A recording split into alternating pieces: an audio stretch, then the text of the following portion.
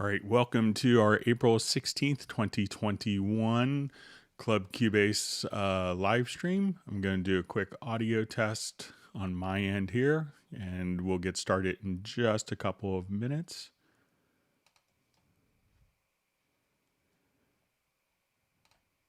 Just make sure audio is going through.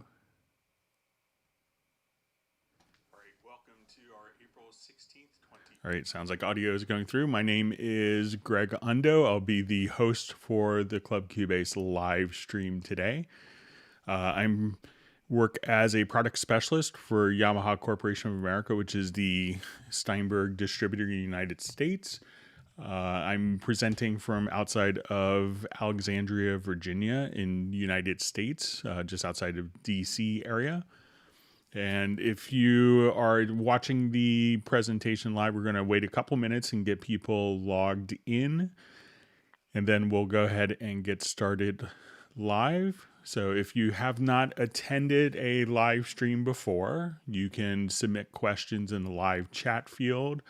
And you could also send questions in advance to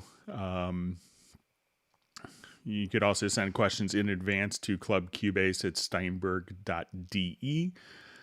So just see a quick question, it's kind of pertinent for our topic. Is this for free topic questions or only mixing control surfaces? So we had a question mailed in advance about the mixing control surfaces, but it's any question that you have on Steinberg products.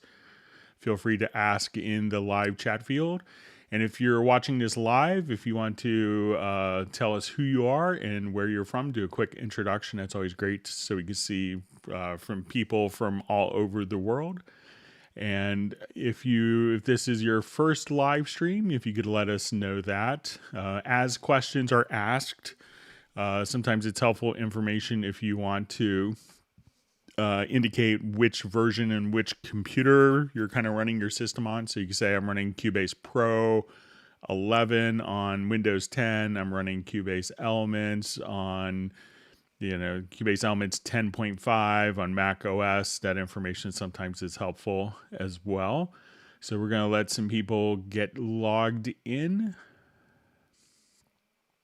Okay, and we'll get started in just a few minutes. For those people that are watching on a replay, you may want to just simply skip ahead a bit. We're going to get some people logged in. And you could always subscribe to our channel so you get notified of future hangouts that happen. So let's go ahead and take a quick look who is on the live stream so far. We'll get some people logged in, but we'll see. All right, so we have Filter Freak checking in from sunny UK. This is 10th week in a row. We have Robbie Bowling from Dallas, Texas. We have Agent K. We don't know where Agent K lives. He never shares it, so it's a mysterious bunker, I believe. Okay, we have Uno from Finland. We have Darko. All right, we have Rio de Janeiro, Millard Brown from Pennsylvania. We have Sable Winters from Bay Area, Trans 2020. All right, we have Guadalajara, Mexico. We have Taylor Sapp from Pine Grove. All right, we have Tim Weinheimer from Mission Viejo. We have Ken from Northern Norway. That's probably pretty far north. We have Loretta from Vancouver. Okay, so we have Jan, who does the wonderful CubaseIndex.com website. So if you've ever want to do a quick search on if a topic has been covered, if you have a question, you can go to CubaseIndex.com and search directly from there. All right, so we have John Costigan from Kenosha, Wisconsin. We have Dusseldorf. Okay, we have Paris, France. All right, so we have Lars from Netherlands. We have Giuseppe from Venice, Italy. So beautiful city. I proposed to my wife in Venice. So we have Sub 403 from British Columbia. All right, so we have, okay. So we'll get started here in just a couple minutes. We'll let a couple more people get logged in.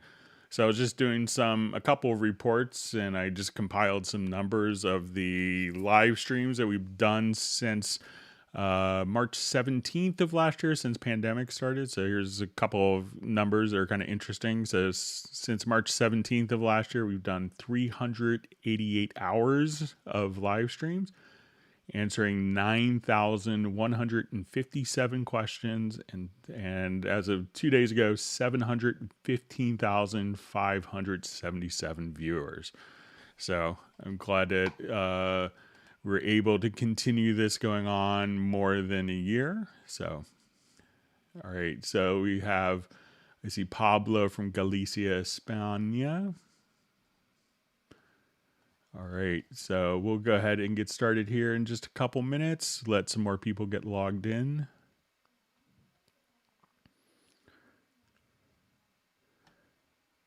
Okay.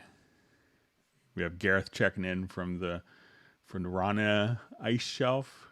I think that's in Antarctica, so it's good. And we have Jazz Dude, who's also is very helpful doing the Cubase Nation Discord.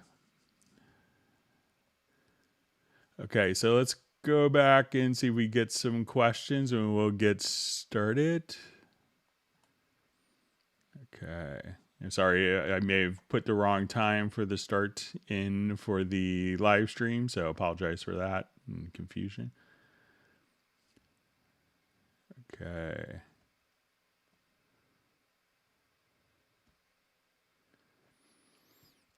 Okay, so we just see Greg, please tell us about MIDI API development. So, I don't know a lot of the information on the, I've seen some allusions to it online and some mentions of it, but I think it'll be a new way of kind of integrating MIDI control surfaces and MIDI controllers to control different aspects within Cubase and Nuendo. So, but I don't really know a lot of information about it. And we may not see a lot of information until it's actually released. So generally we don't share a lot of information, and I don't know anything of it other than what I've kind of read online as well.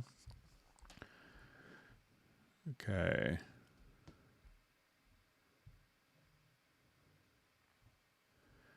Okay, so we have a question. Can you show us important shortcuts to edit, activate things like metronome, mute, grid, main commands we use all the time and could save time? So there's a lot of, those commands can be different depending on different people. So let's say if you wanted a metronome, you could just hit the letter C, and that could turn on the metronome on and off. You could hit the space bar for start and stop. If you wanted to move stuff based on the grid or off the grid, that's based on snap value, and snap could be deactivated by hitting the letter J, or you could just hit this icon here. So J is snap. So now that snap is deactivated, I could freely move this piece of audio anywhere that I want. Once snap is activated by hitting the letter J, it'll now just kind of snap directly to the grid. So let's see. So mute is, just select a track and M, and solo would be S. So, those are some different key commands that you might use pretty regularly, but if there's any particular ones, what's regular for one person could be kind of completely different from someone else. So, but if there's specific functions you're looking for key commands for, let me know.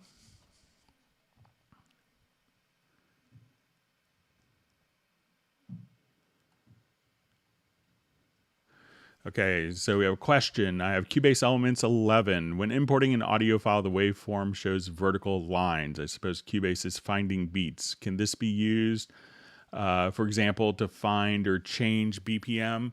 So it could be that once your file is imported, so just do, let's say, a new project.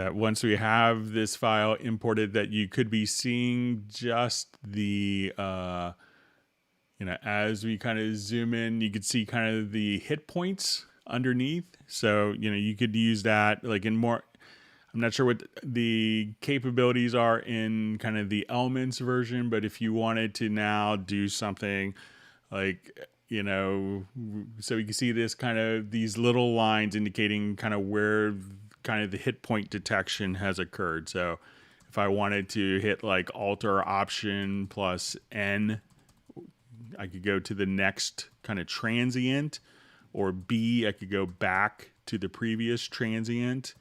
So kind of for navigation, that's pretty cool to be able to do stuff like that. And once you get into kind of maybe some of the more advanced versions, this would allow you to have your hit point detection automatically derived here. So if you wanted to, create like a groove, or even just kind of create warp markers, where if you go to the audio warp, you can now just come here and freely kind of reposition the timing of different events. So that is kind of based upon the actual hit points. And those are probably what you're seeing, is just that the hit points are automatically detected, so that when we do a lot of different edits, we don't have to do that as a particular process after the fact.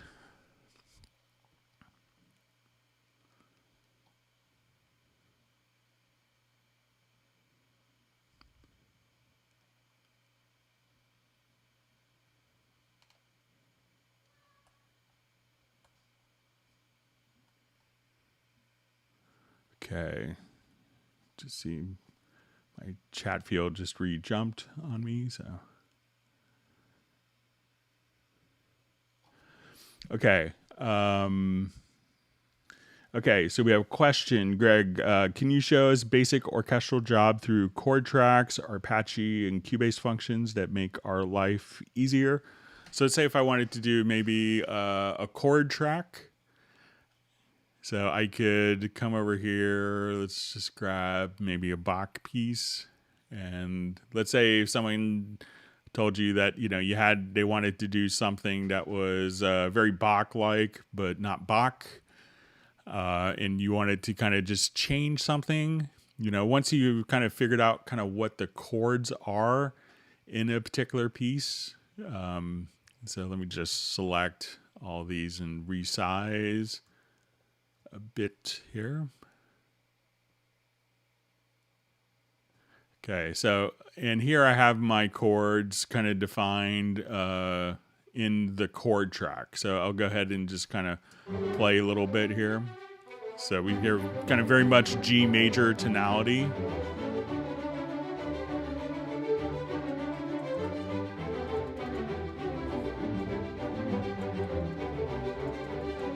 But if I wanted to just kind of change the tonality of those things, of an existing composition, I could just say, so let's make it minor.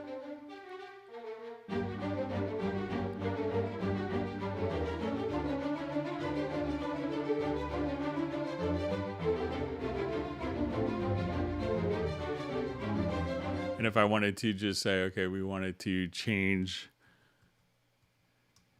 these particular chords, let's say, okay, we're in, so I just say, let's make these go up. Let's say a major second. So I could just say, okay, I'm just going to grab these chords here. And let's just take the root key up.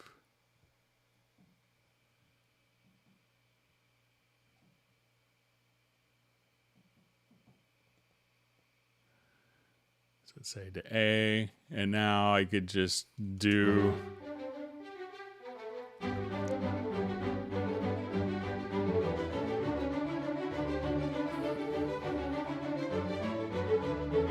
a modulation. Let's say I want to go to the relative minor here.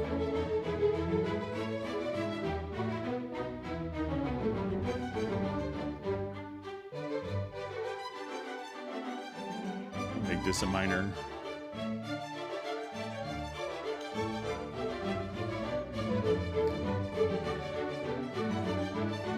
So that's some of the stuff that you could do using the chord track, like on existing parts, or just try out kind of new ideas. And let's say if we wanted to do something with like the arpeggio, I can come directly to, let's say, my violin part here, and I will just make sure that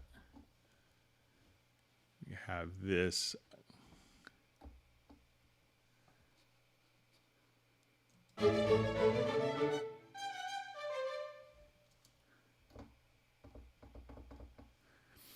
Okay, so now I'll just do this on maybe a new project to show some of the stuff. So let's say if I wanted to take a studio strings patch, so I'll just add like a quick instrument. So if you're coming up with ideas,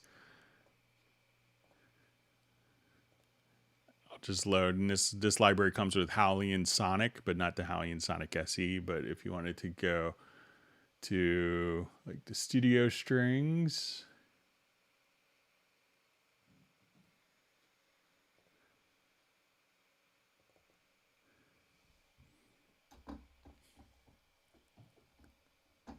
so I will just come here and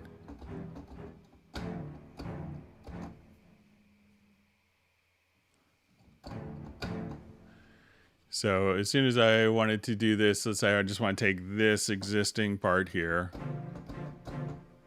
and I want to run this through like an arpeggiator. So I will come over here to my MIDI inserts and I'll just do like even just a quick arpeggio here. So I'll just say I wanted this to do 16th note. So now I can just go. I'm just holding down one chord.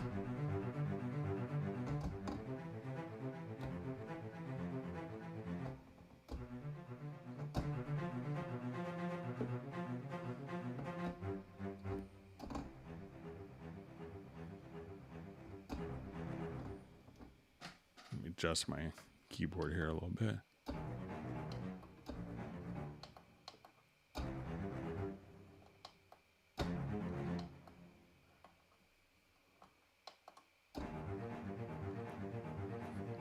And if you wanted to do stuff like, okay, I wanted this to be 8th note triplets instead.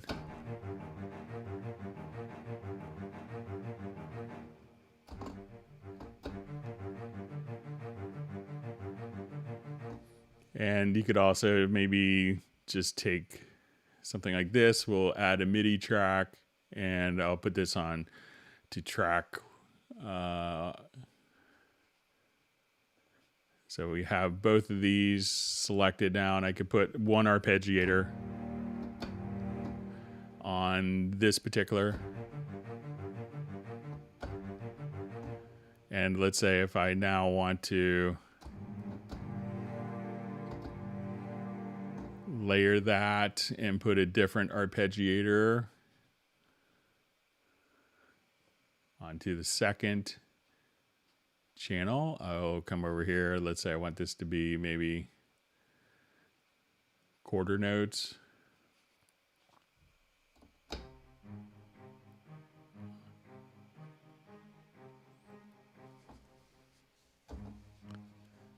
just make this a little louder. So. And now if I wanted to do this as 8th note triplets on top.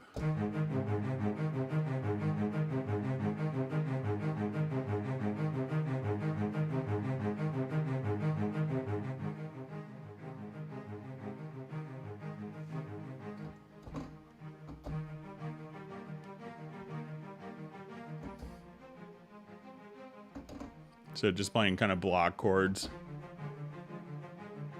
And we could put this so that, you know, as I just place both of these tracks, I could record the arpeggio. And now I'm just going to hold down chords. We'll hit C.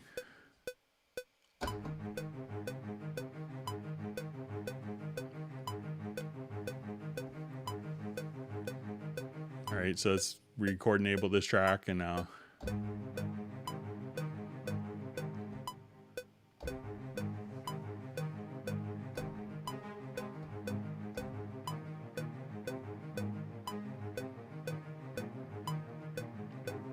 So even though I just held down kind of one chord, it will actually go through and arpeggiate as if I played all of those particular notes together. So let's say if I have both those tracks selected, we could see just a result of the different arpeggiations going on directly there. So if I wanted to look at a different part, you could just look at it, and just from playing one note using some orchestral stuff with the built-in arpeggios, you can come up with some really interesting things quickly instead of, you know, things that you may not have tried otherwise. All right, so we have Spiros checking in from Greece. We have Moscow, Russia checking in.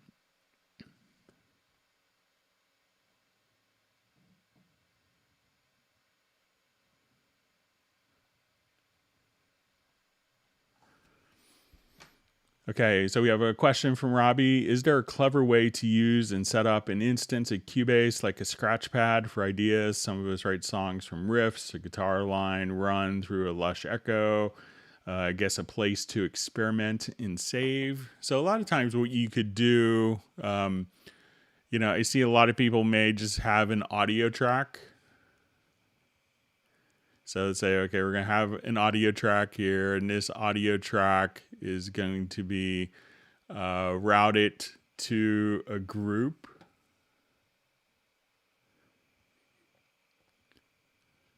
So I will just kind of right click here, and we'll add like a group channel to selected channels. And then we'll add another audio track, and we can make this a stereo track here. I'm just going to call this, like, you know, capture.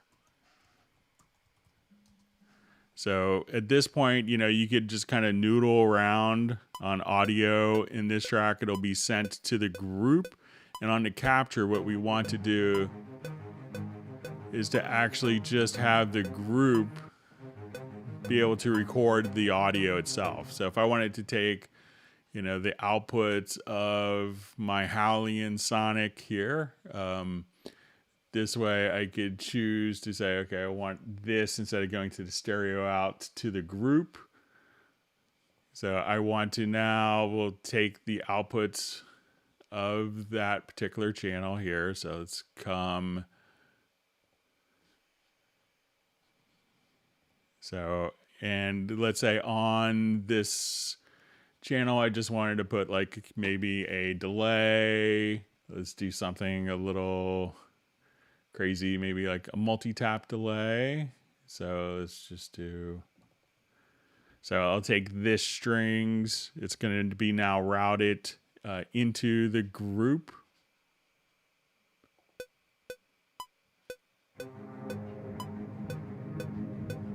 And then we could just have the group input on this channel. So anything that's just kind of recorded, you could. So let's just say, okay, I just want to take this and copy this part. And I'm just experimenting around.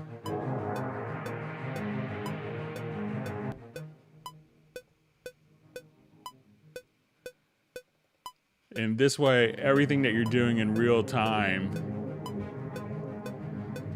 is just being captured as an audio file. So you could use that as kind of like a scratch pad, so that as you're messing around with your effects, you know, if you're doing it with internal effects, you know, just route everything to a group and then just have like a capture audio track. And at that point, we could, you know, capture everything that's being generated in real time, whether it's MIDI, audio, you know, so you could just capture the audio immediately like that and treat it like a sketch pad, Robbie. All right, wonderful to see Walter Blackledge from St. Louis. All right, so we have Marco checking in from Holland. We have Michael Teams from Weatherford, Texas, and Taylor Sapp from Pine Grove.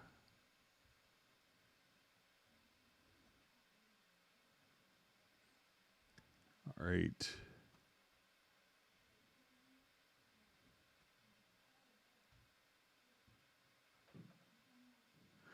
Okay, so we have a question. In the media bay, my favorite folder that holds my samples doesn't work. Is this a known issue? So I'm not sure what's not making it work, but if you make sure that when you go to the media bay, one, that you have like the particular files stored, and checked. So let's say if I wanted to come here, I could say, make sure that within the media bay that you have the particular folder checked, because each folder can be checked or unchecked. So make sure that you have the particular folder checked to be scanned. And you could also just right click, and if you say add favorite, that way it could go directly into your favorites column.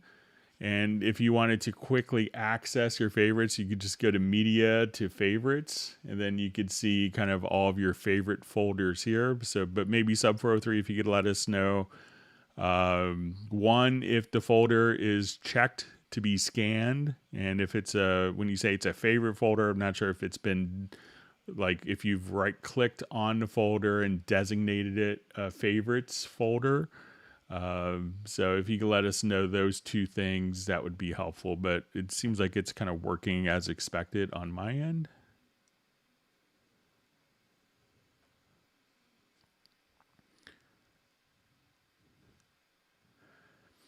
Okay, so we have a question. Why mono channels sent to mono group are louder than when sent to stereo group? All right, so let's go ahead and just do a quick test. I'm pretty sure it's going to be dealing with pan law. So I will just go ahead and let's set up just a quick mono recording. So I'll just undo some of these different components here.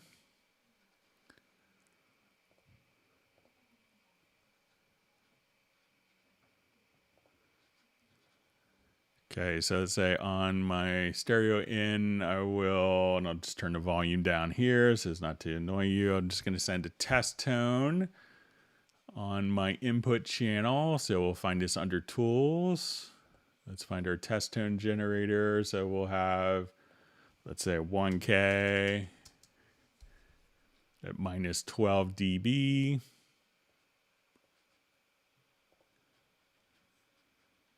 And I'll set this as the input.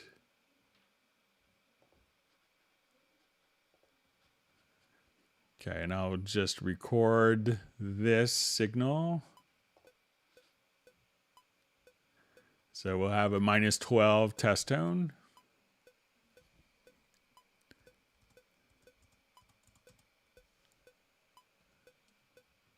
Okay, so let's say now I will just play this back in a loop.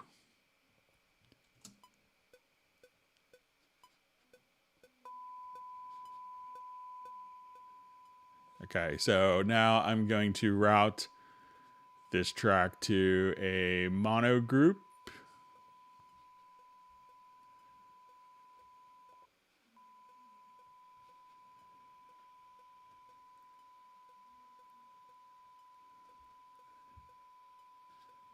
Okay, so if we look at this, we're going to be at minus 12 and minus 15. All right, and let's come over here. And now I'm going to route this to a stereo group.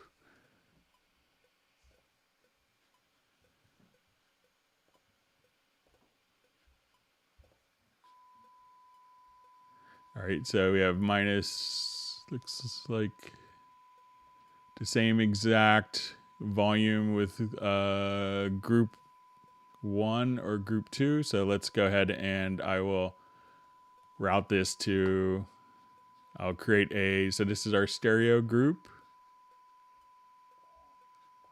And let's route it to our mono group.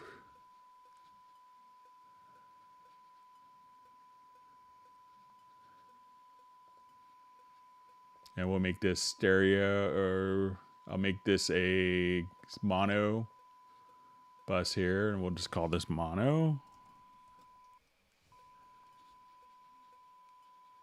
And on this particular track, I'm going to set it from the send to our mono group.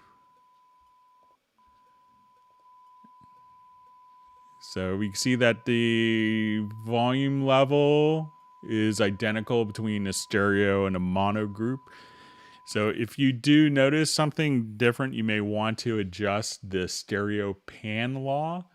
So if you go to the project setup, you could try to adjust the stereo pan law, and that may have an effect. But currently, when it's set to equal power, that when we do this, that the mono track is the same volume level in a mono or stereo group. So give that a shot. So try adjusting your stereo pan law, and I think that should take care of it for you.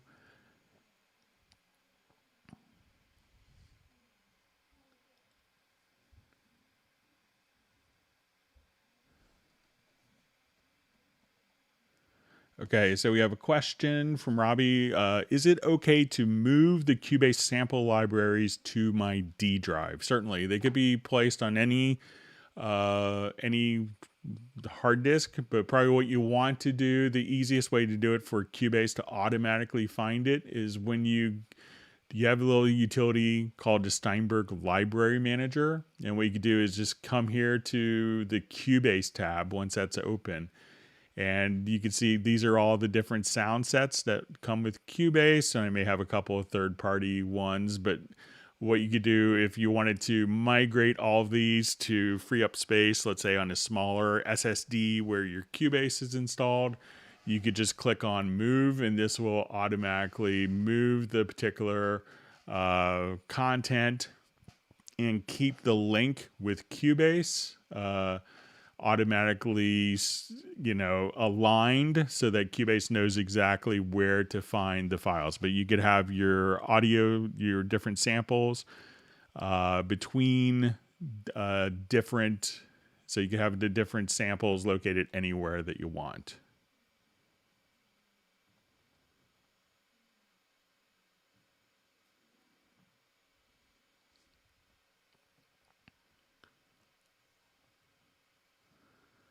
Okay, question on the subject of key commands, flip between the inspector and visibility tab in the left zone. So I want to say it's just trying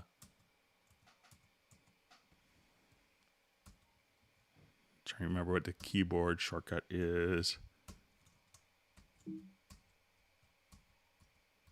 So if you hold down Alt or Option, or let's say Alt or Option or Command. No, I'm sorry. Alt Control or Command Option. So I'm just trying to get the modifiers. So Option Command on Mac, and then we have Alt Control on Windows plus the left and right arrows. Once you're in the inspector, you could now toggle, so just the left or right arrows with Command Option or Alt Control. You can now just go between the active tabs within the selected inspector. So we can see that as I go, again, Alt or Option plus Control Command, right arrow, left arrow, and then you can hit Tab to navigate between the different zones. So now if I'm in the lower zone, I could toggle between the different tabs here and just keep toggling between the 4 different tabs in the right zone. Hit Tab again, and now I could toggle between the 4 different tabs in the left zone. So Tab will toggle between the tabs. Command Option, Command Control plus Alt Option on plus the left and right arrows to navigate within the selected tab area.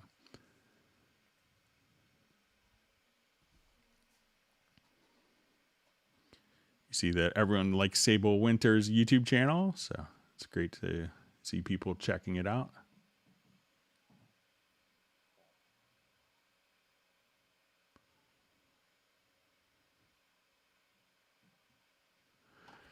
Okay, so we have a question. How can I print MIDI sheet music to PDF image? I also have Dorco 3. Is that the only way? No, you could definitely do it inside of Cubase.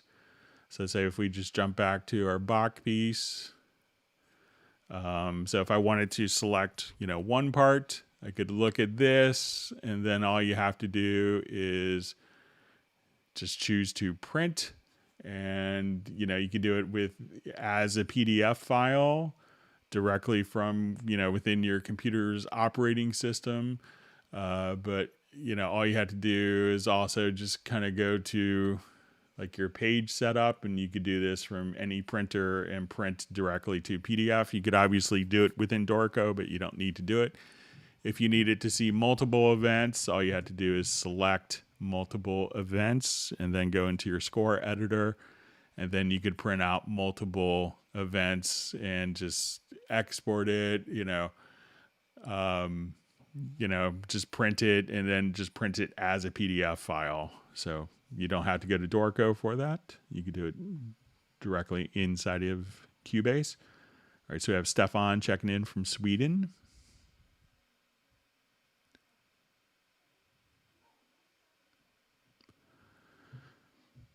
All right, so we have a question. In piano roll on the left zone, we have chord editing tab. So let's go ahead and take a look. Close the score editor on this.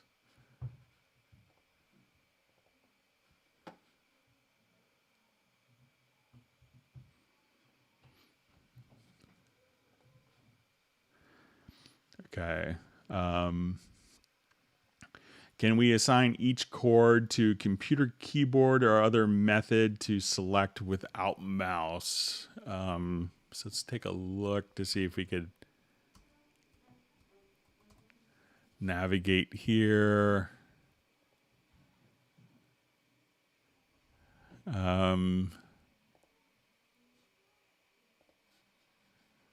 I'm trying to see if there's a way to do this without using the mouse. So I think here you might need to use the mouse instead of a computer keyboard to navigate, because a lot of the keyboard functions are tied to the editor, because that probably makes a little more sense. But if you want it to, if you wanted another way of doing it is as you have the chord open here, is just to, if you have MIDI input, I could just play different chords, and as I would just play random chords here, that would automatically populate the chord. But I don't know a way to have the chord tab within the key editor be assigned to each chord.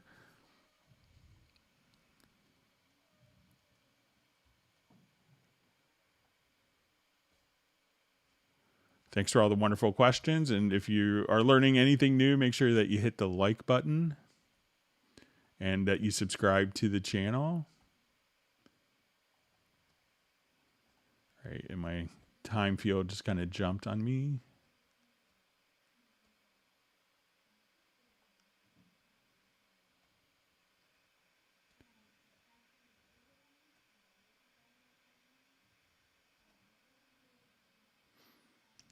Okay.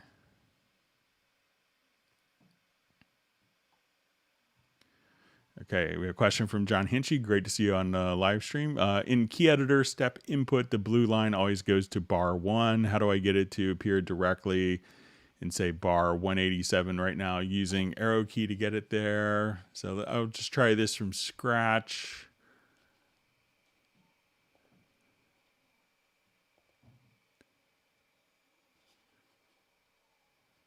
So let's say if I have an instrument track here.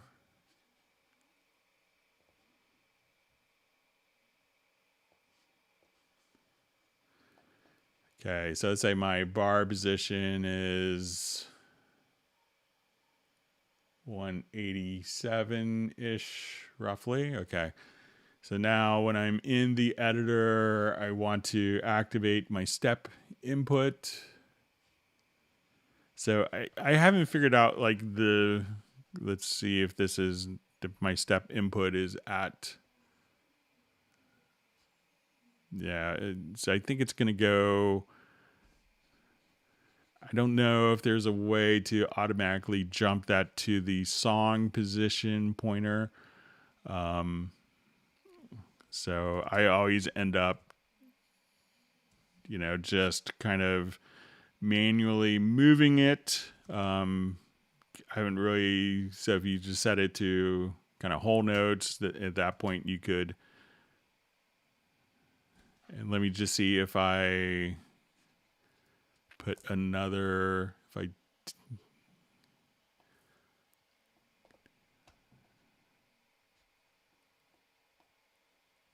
let's see if I start at measure 59 and then we activate the step input.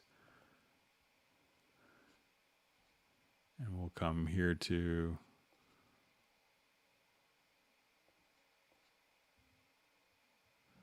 yeah, so some reason this is kind of decoupled from the play position. So, or from the cursor position. So you might have to still kind of manually move it. I'm not sure what the reasoning of that is, John. But if you set it to whole notes here, you could probably navigate a little faster. But I'll see if I could figure out kind of the exact reasoning of the placement. I think it just kind of goes to bar 1 instead of to the current song position by default. So.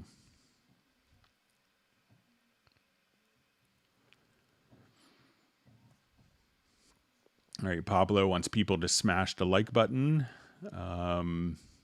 Okay, so you just have, how do you integrate a Stream Deck in Cubase? So I currently kind of have one set up. So, mine, I have it just, if I want to do a new project, these will just be, the Stream Deck is basically just firing off key commands. So if you've used a Stream Deck software, anything that's assigned to, when you press the Stream Deck button itself will fire off, the equivalent of a keyboard, like your computer keyboard shortcut.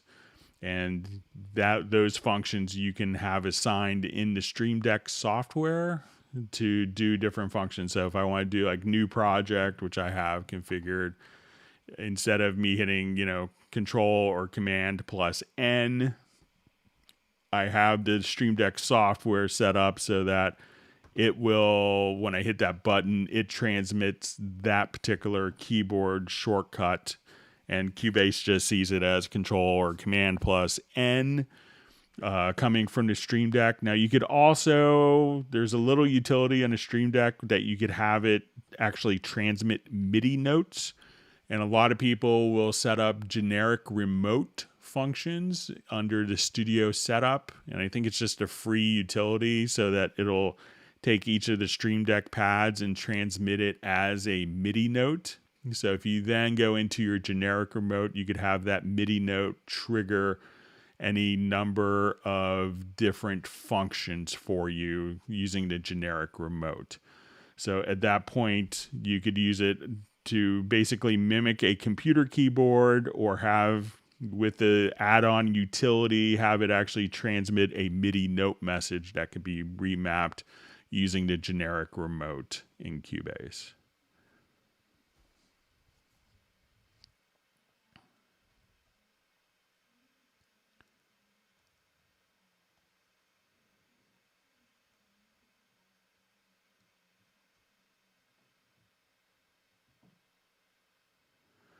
Okay, so we have a question. How do I change the vertical scale on the MIDI editor, specifically for the expression curves?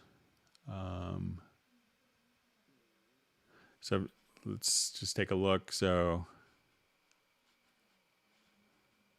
I'm not sure if it is with expression maps. So we'll take a look at a couple of scenarios here. So let's say I just have some random MIDI notes here.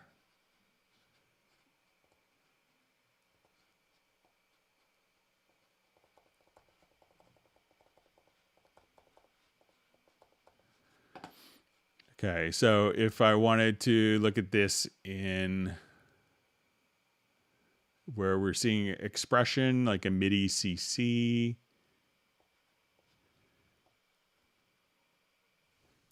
All right, just make sure I'm reading this correctly. Okay.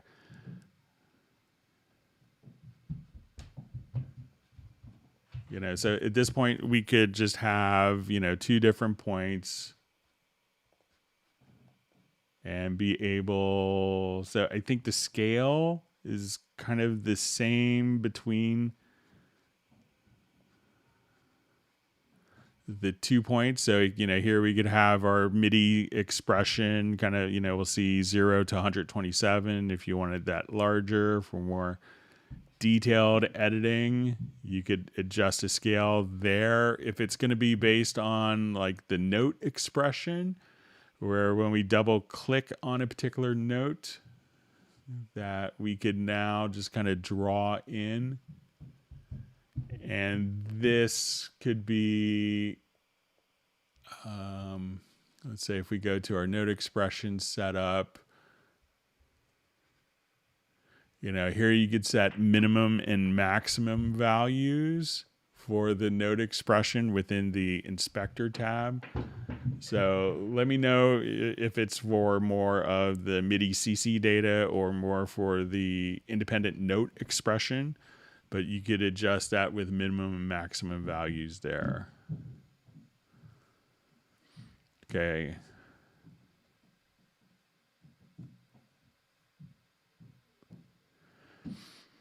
Okay, so we have a question. Can more than one UR816C USB audio interface be chained together for more inputs and outputs, just like the MR816 CSX? I can't seem to find any info on this.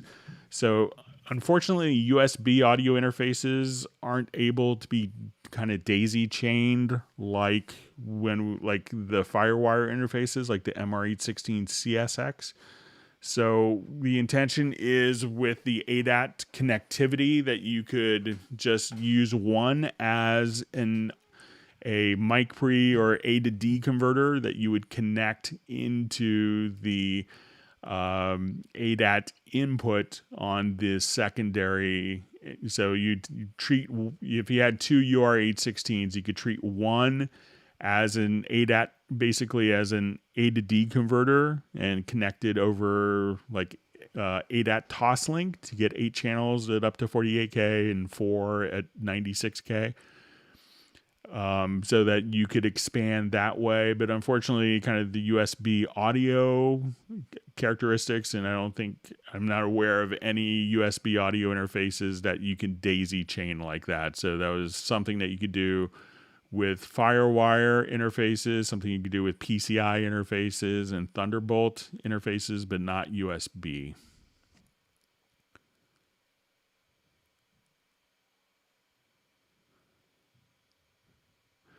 Okay, so we have a question. I recently bought Complete 13. How do I automate that MIDI from staccato to legato in a Cubase editor? I've tried figuring this out for a week now and I'm lost. I can only auto dynamics. So it could really depend. I'm not sure if it's when you say Complete 13, if it is the software or the controller. I'm assuming it's the software, but you probably want to do something like an expression map. So let's say if I wanted to go to my instrument track here, and I'll do Hallian Sonic SE, and I'll show you this kind of using one of the Iconica libraries. So let's say if I wanted to go to my strings. Okay, so let's say we'll have...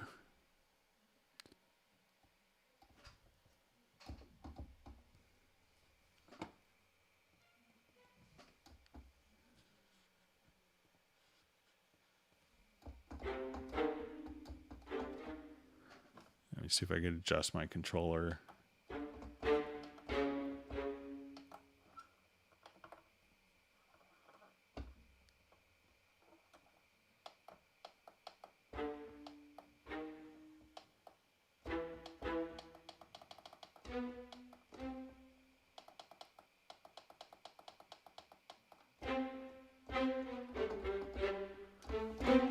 All right, so let's say if I wanted to go edit the instrument, so as soon as we go to edit the instrument, I could have it in staccato.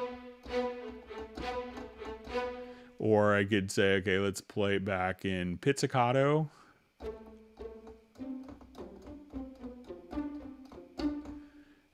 We could choose spiccato. And let's say sustain.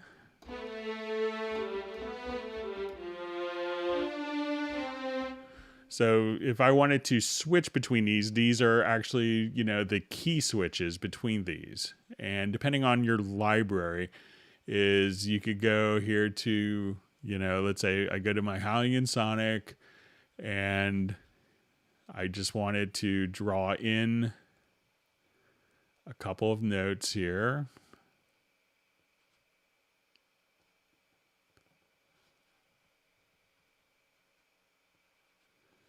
And once I'm in the editor, I'm going to go to the expression map. And depending on the instrument, you could just say, let's import the key switches. So we've done this automatically, and Hallian is smart enough to just take those key switches. And let's go ahead and we'll just put in some quick step entry. So I'll activate my step entry. And now I will just, let's put it as quarter notes.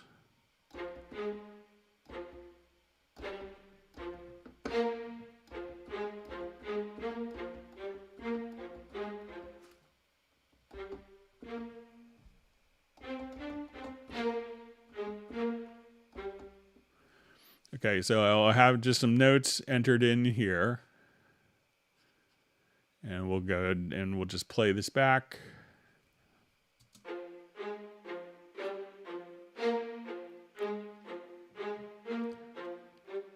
Okay, so if I wanted to now just switch between those, you could record the key switches in real time, or as you're working with this, you could say, okay, I want this to be sustained, and these notes I want to be pits for 2 notes, and I want it to be sustained, and then maybe spiccato, and this will just go through and do the key switches for me.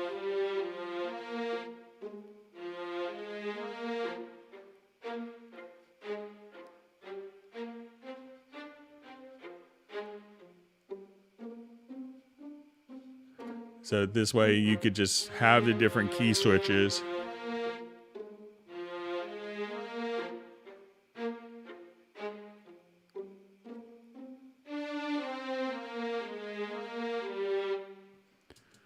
And you could just see the key switches. But as you record those particular notes from your controller, they will just kind of show up here once you have the expression map set up. So you could do that in real time or just edit after the fact. So give that a shot, but it could depend. Now, if you're using Complete, it's probably a contact-based instrument, so you may have to actually write those expression maps or find the expression maps because it's still limited to VST2 instrument. So, but that's kind of how you could switch between the different, between staccato and legato and stuff like that within the editor. So, and one of the cool things is as you do that now, you go to the score editor and everything that you just did, all of the articulations can just show up directly in the score editor as well. So as we kind of zoom in, you could just have it automatically carry over those articulations and see them in the score editor. So I think you just need to load up the expression map, and there's probably the expression maps are probably floating around online that you could download.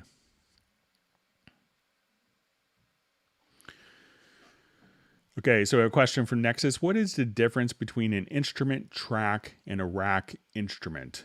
So it used to be that these were pretty distinctly different. So an instrument rack kind of followed the paradigm of a hardware rack of tone modules or synthesizers.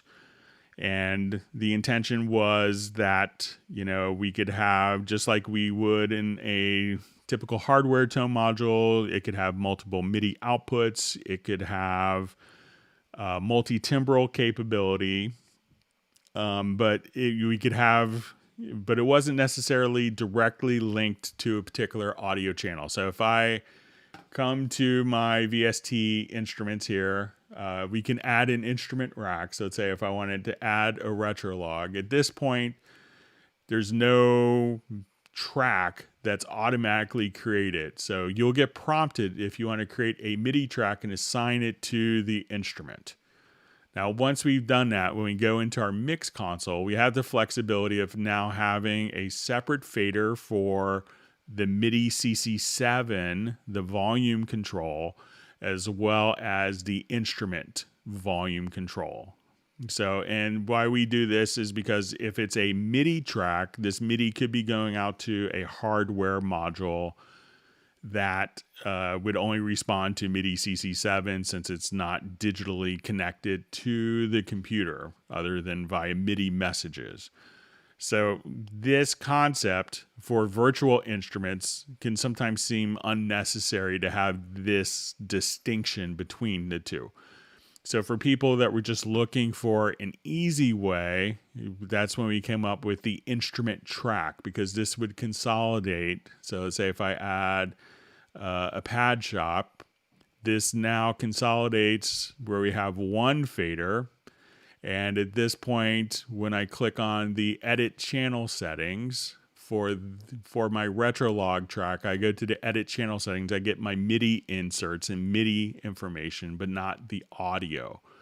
When I go to an instrument track, now when I click on the edit channel settings, I get the audio characteristics because it's the MIDI CC7 and the automation for the instrument aren't decoupled, which is necessary for a MIDI track being routed to an instrument rack.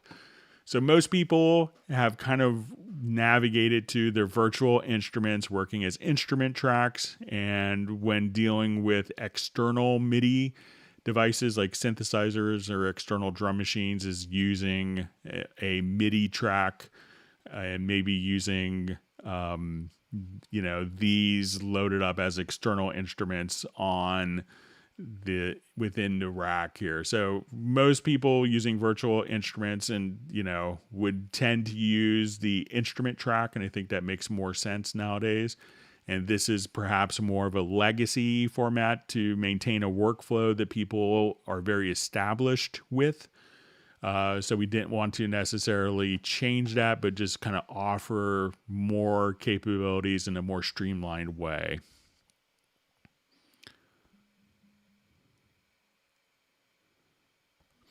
Okay. Just got an email from composer Paul Hasslinger, so I have to respond to him when I get off the live stream. All right, and we see Jazz Dude is added how to use Stream Deck as a MIDI controller tutorial is on the Cubase Nation Discord. All right, Michael Teams is gracious enough to give everyone ice cream today because it's Friday. So we see that Gareth was using the Arpeggiator today.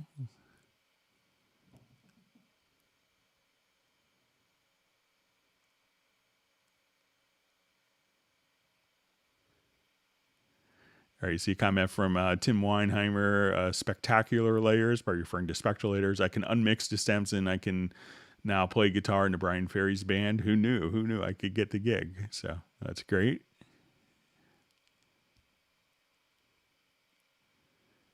And Gareth wants you to not only hit the like button, but well temper that like.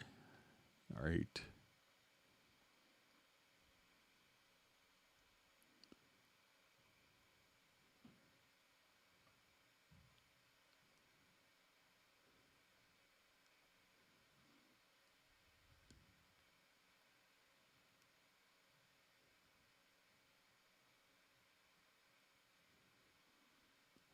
right, so just kind of reading through comments.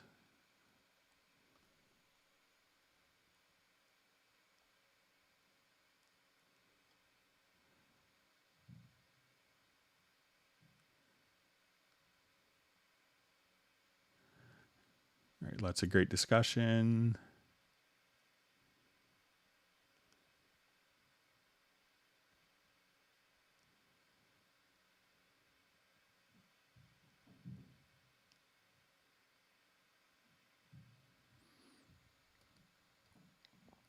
All right, so I just see a question is, anybody tried the new Retrolog Imagineer expansion yet? It has a lot of sounds. So if you're not familiar with that, you can, if you go to Retrolog, and this is done by Online Music Foundry. I think it's headed up by Gary Gibbons. And I think everything I've heard from him sound-wise is always just wonderful. And you could check out, so you can see I'm in my Imagineer folder kind of by default.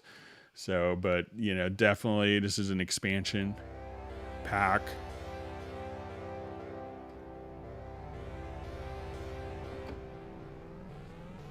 Just some wonderful different presets. I think everything he does is just so great. And he's done some amazing libraries for Pad Shop as well. So I remember being in many composers' places, and I was like, oh, it's an amazing Pad Shop preset you're using. And like, oh, it's the Online Music Foundry stuff. But even,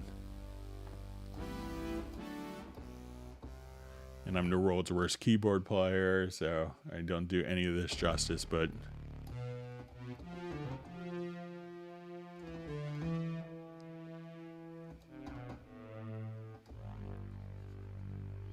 if you're looking for more Retrolog sounds, definitely check out the Imagineer.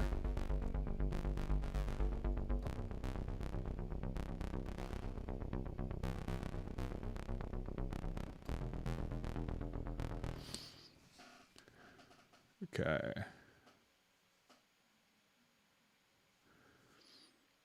Okay, so we see from Sub403, hi Greg, my favorite folder is there, but when I double click to open it, is nothing there. How do I check it to scan?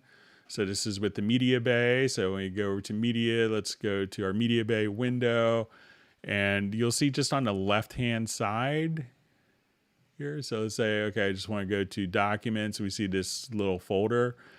And then at this point, all you really have to do is just say, I want to scan in this folder. So now you could double click and you could see all of the files right there. So just click, directly on the particular folder right there. And then Media Bay will automatically scan. You click on the folder, all the files are there. Now, sometimes if you don't see files that you expect, try setting this to all media types, because, maybe it's set to like channel strip presets. And it could also be that when you go to the attributes, and you're looking for like specific things, like, I had someone that had emailed me and, they were looking for a heavy metal accordion from 20th century, so just like a condition on the different search criteria that just wasn't going to come up. So, but,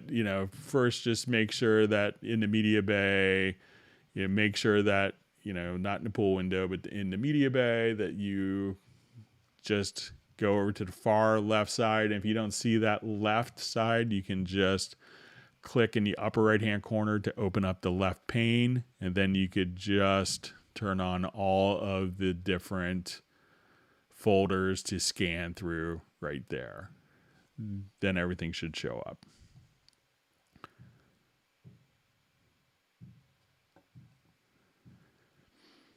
Okay, we have a question from Mark. Hi, Greg. I print very often the scores. When I use sustain pedal, there are many head symbols printed. How can I avoid printing those symbols, which sometimes block the notes?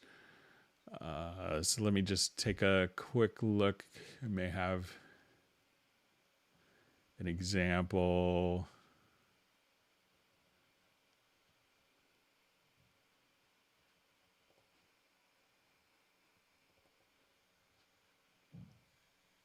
Thanks for all the wonderful questions.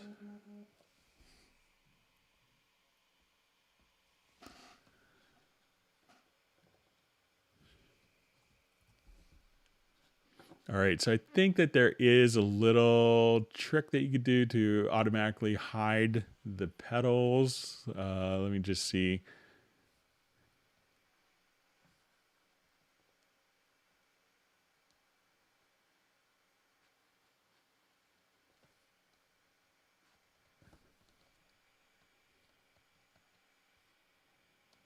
It's one of these little...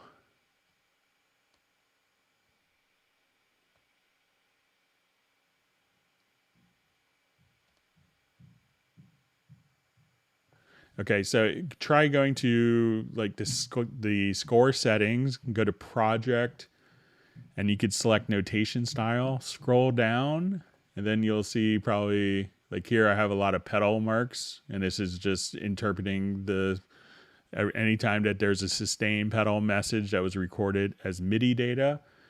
So go to project, notation style, scroll down, and you'll see hide pedal markers.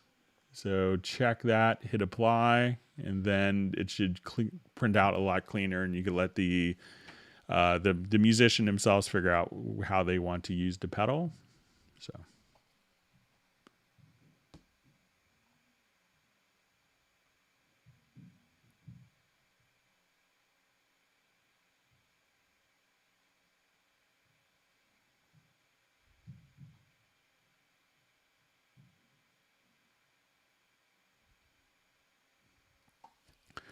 All right, so you see a question. Hello, why can't I hear a particular note on the Very Audio mode when I click on it? Very Audio has something to do with the control room settings. Thanks in advance. So if you go to the control room, you want to make sure that the control room is configured. So go to your audio connections, go to the control room, and where your monitors are connected, like I'm going out to my Yamaha HS7s, this is where I'm going. So now when I'm in my sample editor here, I go to Very Audio, I enable this, and now you should be able to. But if you don't hear that, there is one little icon here where it's just acoustic feedback. So where you see this little speaker at the top of the screen, if that is not turned on, you won't hear the changes. So as soon as this is enabled,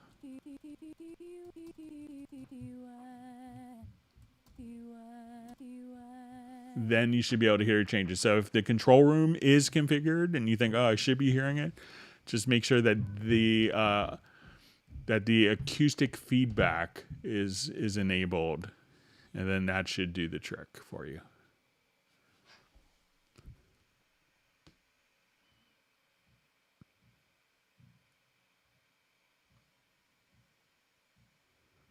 All right, so we have Razel from Denmark. Thanks for joining us.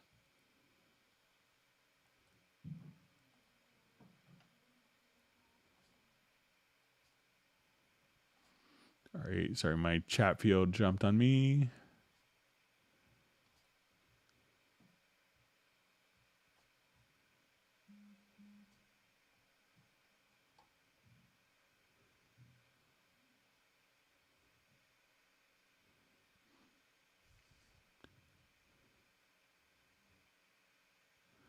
Okay, so we have a question. Is there a way that I could save the MIDI patterns of each instruments of a whole project? Because when I delete an instrument channel, for example, contact, the MIDI gets deleted.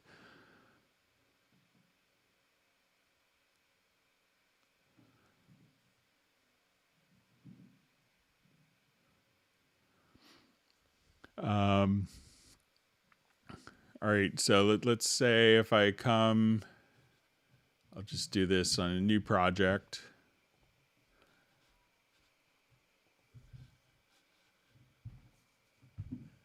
All right, so I'll add an instrument track here. So let's say I'll get a pad shop.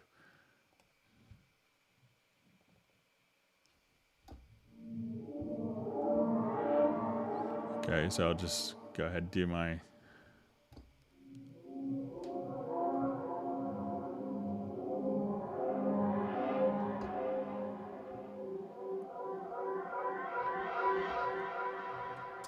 Okay, so now I have MIDI on my instrument track. So it says, is there a way that I could save the MIDI patterns of each instrument of a whole project? Because when I delete an instrument channel, for example, contact the MIDI gets deleted. So you're deleting, you're deleting the actual track. So, and then if you come here and you say, okay, I want to remove this track, anything that's going to be on that particular track will get deleted. So if you wanted to, come to your instrument track here in the VSTI, and let's say since it's an instrument track, I could remove that and this becomes unassigned. So there's no destination and the event will stay there. So, but if you're removing the track, that's going to remove everything that's on that track, which kind of makes sense. But try removing the instrument itself and that won't affect the data that's on the track. Now, if you need to save it independently, you could just, save it as a MIDI file. So if you wanted to just go to File to Export MIDI file, that will save it. You could also do a save as and save it into a different project and then import tracks from that particular project.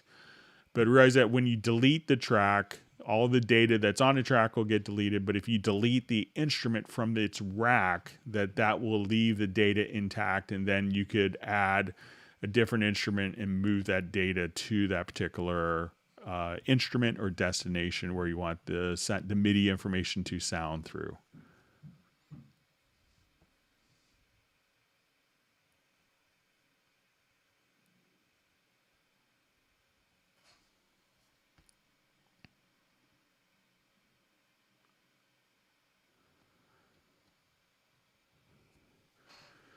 So a question, are there any benefits to using a Steinberg audio interface with Cubase, or will using any brand interface be about the same? So there are some unique advantages to the Steinberg interfaces, like, pretty much all of the current UR interfaces, like the UR22C and higher, the UR RT2, RT4, AXR, have built-in DSP. So we get this question a lot of, once I have audio going in and the singer wants to hear headphone mix, that, how can we do that without latency?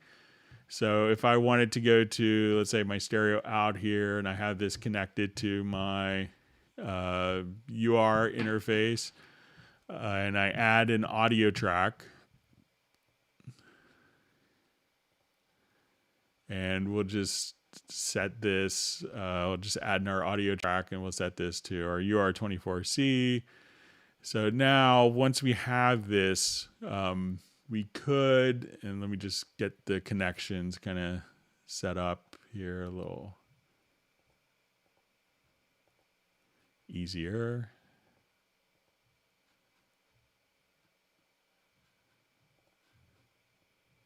And let's go ahead and activate direct monitoring on the interface. Okay, so let's say I come here.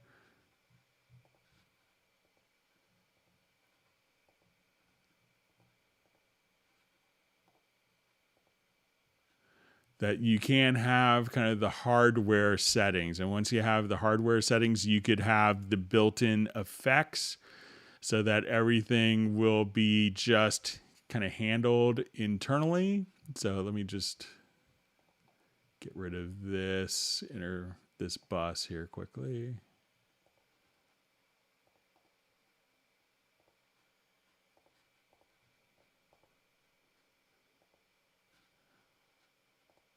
So you could have control and, monitor with the reverb or print directly with, print with like the morphing channel strip. So if you wanted to go here to your dynamics, you could just say, okay, I wanted to actually print through the morphing channel strip, or be able, so you'll have a special hardware tab directly here so that you could have access to your various audio routing from the interface. So the built-in Steinberg interfaces do offer built-in DSP, and I think that's unique over many of the similarly priced interface options from third-party companies.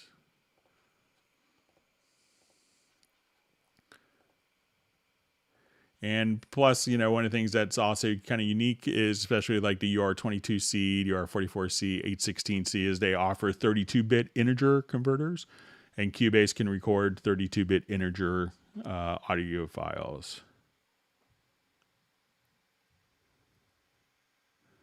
Okay, Michael Teams wants people to whack the like button. All right, great to see Tan Mei on the live stream.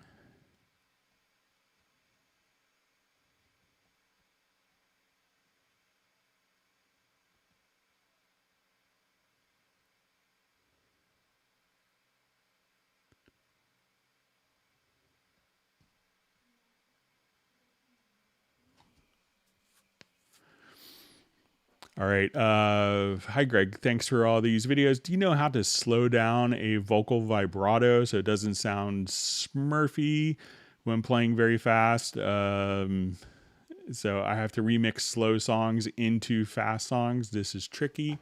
So a lot of times with vibrato, if you're going to be going very fast, often the best kind of tactic to use is to, often try to eliminate the vibrato so that it's not such a factor.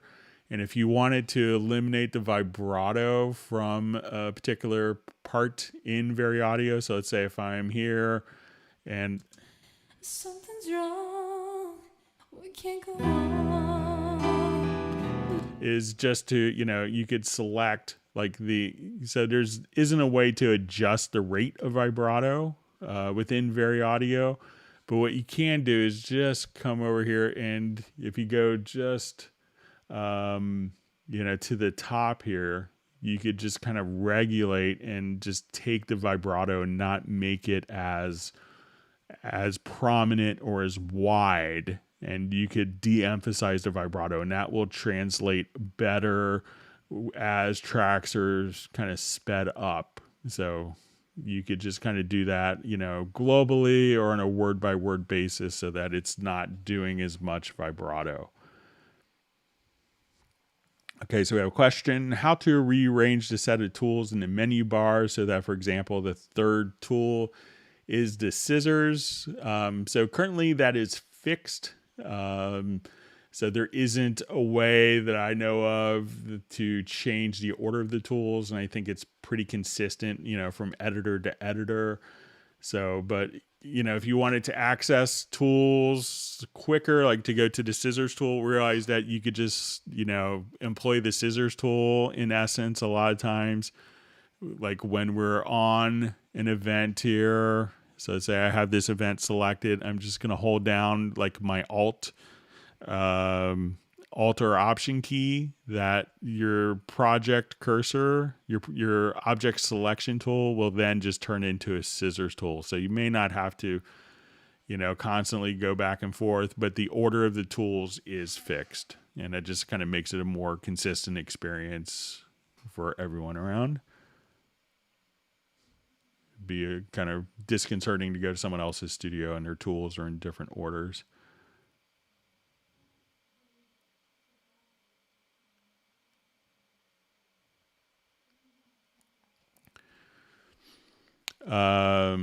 So question: can I use my sound modules in multi-timbral mode if I set them up as external instruments? Any help would be greatly appreciated.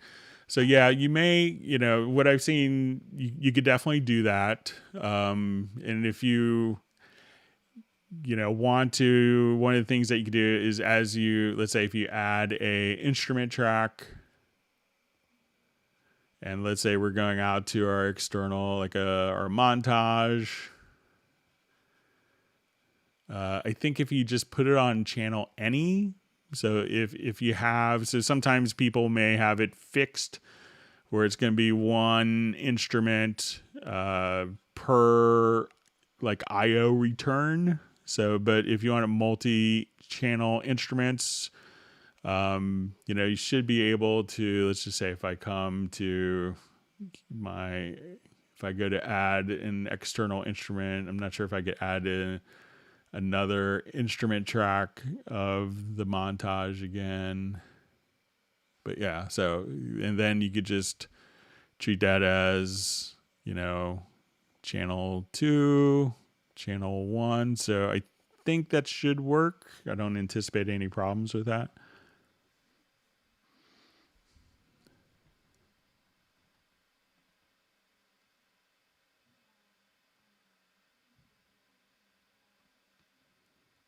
All right, reading through different comments and questions. Thanks for all the great questions.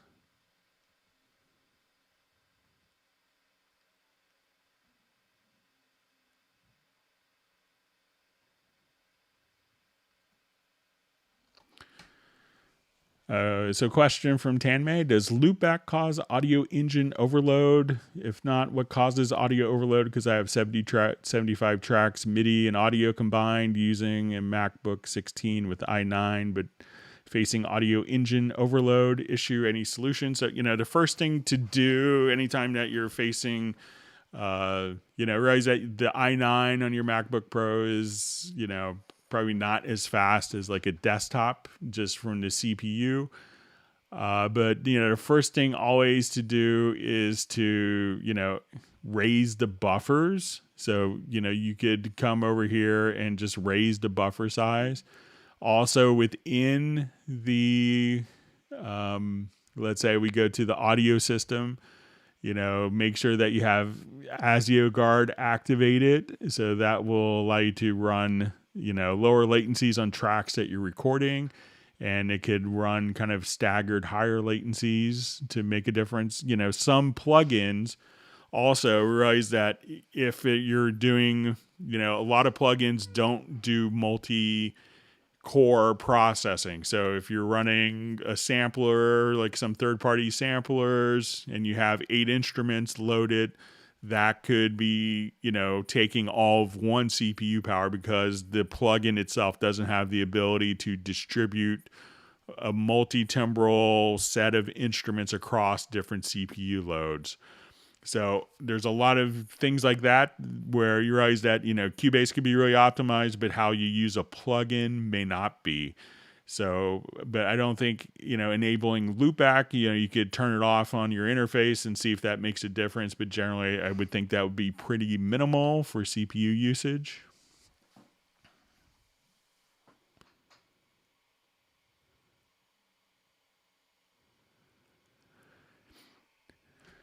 Question, is there any way to get the old Cubase vocoder VST that came with SX3, that came with SX and 4 to work with the current version? If not, is there any hope Steinberg will make a new version? It was the best.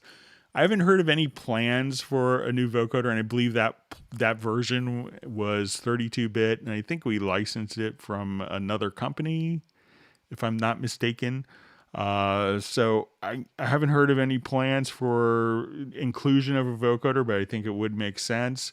And I'll go ahead and pass that along to our product planning team. But I don't think that, you might be able to run it bridged, but that could probably cause more problems running like a 32-bit plugin in a 64-bit world. But I think that there's a number of, shareware vocoders that you might want to investigate, but I'll pass that suggestion along.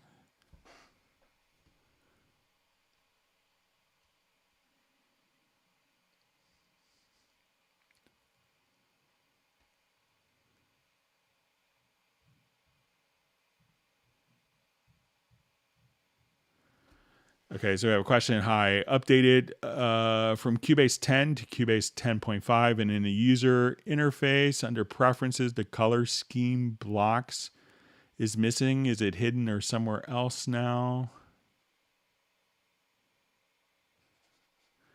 Okay, so I think there might have been some changes from 10 to 10.5 on this, but I'm not sure. Let's go ahead and take a quick look.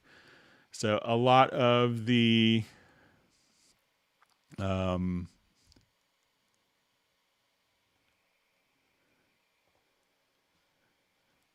so when you kind of click in here, so make sure that you see this, and then when you double click, that's when you could change the different coloring options within the particular selection. So I think that may have changed. So see if, you have those options, like when you double click on a color of where you can set that to the color that you want.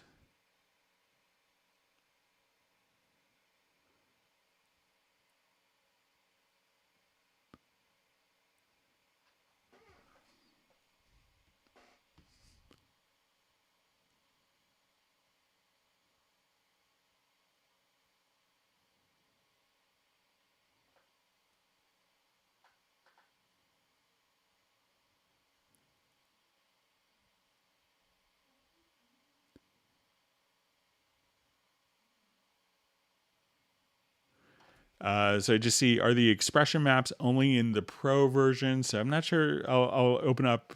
I think I have like a 10.5 Elements version on my machine. I don't have Artist installed, unfortunately. But let's say if I have Cubase Elements 10.5.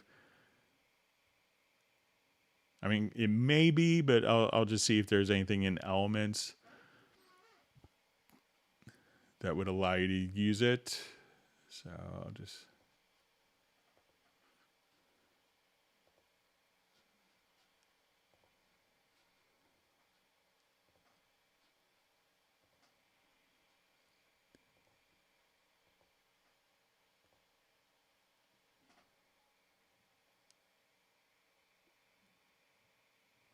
Thanks for all the wonderful questions from everyone.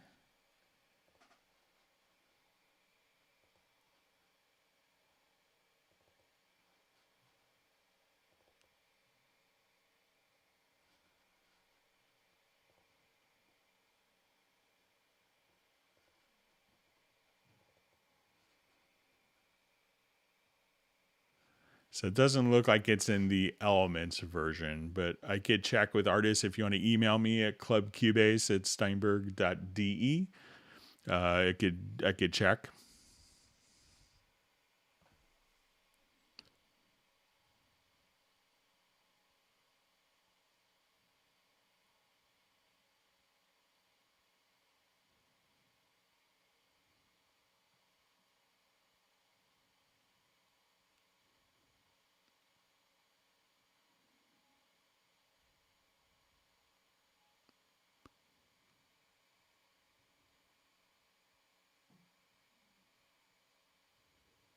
All right, just seeing more discussion about performance on Tanmei's MacBook Pro.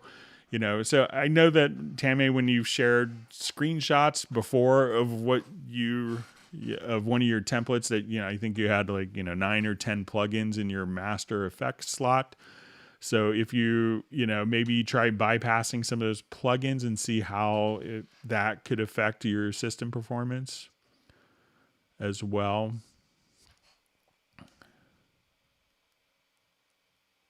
So there's a lot of variables that could be causing your performance.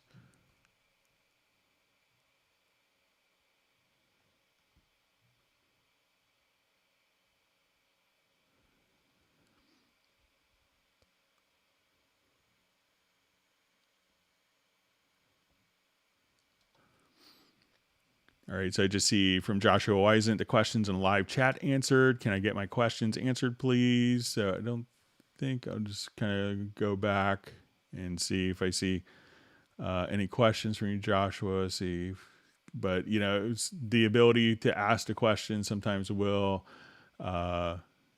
be beyond my ability to answer in real time. So if you just ask, we'll go through them chronologically as quickly as completely as possible.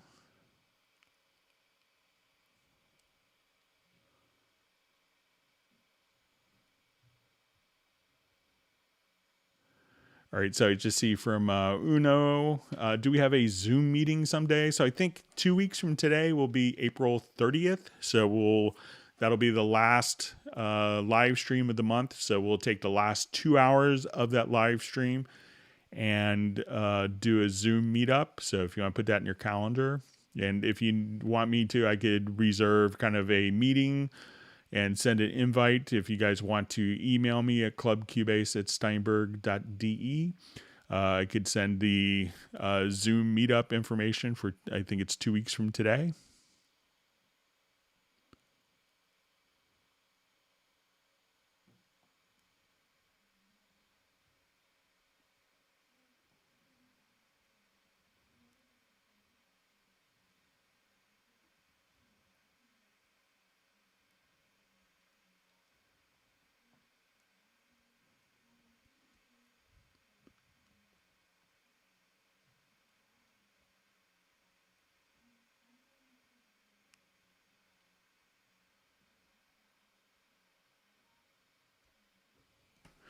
Okay, so we just have a question. I tried to import a song from my iTunes library into my project. I couldn't get it to import. The file format is MP4. I ended up burning a CD from iTunes, then imported it into Cubase. I think in iTunes you could just export it as a WAV file. So I would do that, and then that could be imported directly into Cubase.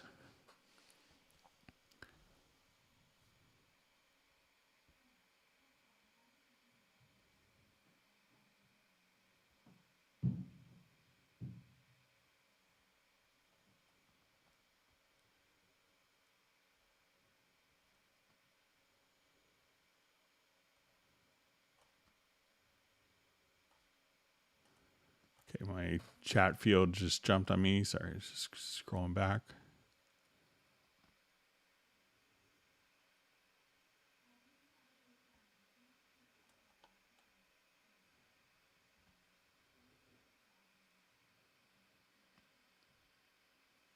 Okay, we see the sub 403 is figured out as media bay issues, as I just need to uncheck it, then recheck it, and it's all scanning. So that's great. Thanks for letting us know.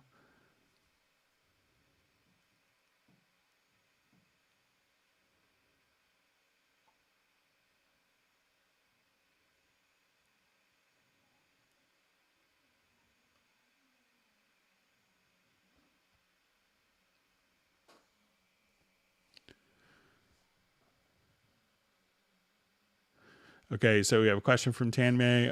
How to save a track preset in a folder while saving and not afterwards? So, if you wanted to, you could, the track presets are saved independently of the project, but all you have to do is, just right click and do save track preset. But it's going to be kind of an independent process. So, saving the project is going to be an independent process, of saving track presets.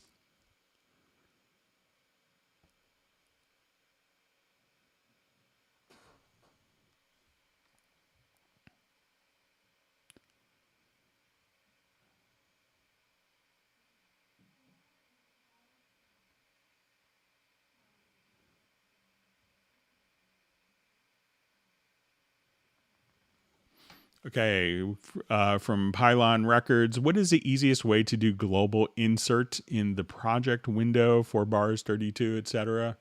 So let's say if I wanted to, I think if I grab, I'm just going to grab the range selection tool. So let's say I go to the top.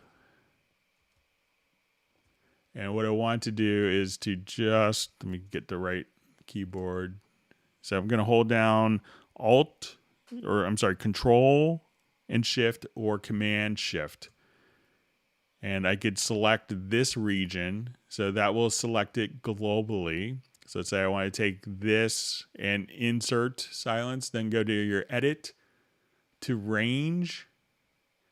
And we'll just come right here and say insert silence, and that will move everything over. So set up kind of a global range. And again, that's Control or Command plus Shift. Set the desired range, go to Edit, Range, and Insert Silence.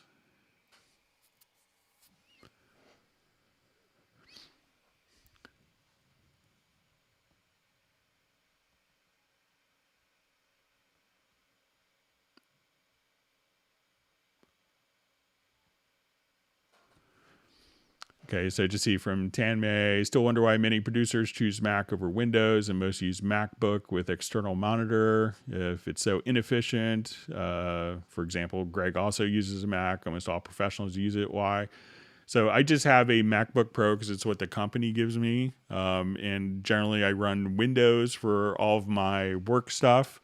And I have the MacBook Pro because I could run Mac and Windows simultaneously. So, but sometimes if you're running a huge external monitor, I think you mentioned on the last live stream that you have like an ultra wide monitor, that's going to take, CPU cycles away. So you're always, think of every peripheral that you add as, could be think of it like being almost like a performance tax. So, you could have this beautiful monitor, running in 5K or 8K resolution, but that's going to take processing power. So, and then you have to find that balance between different processing power. So,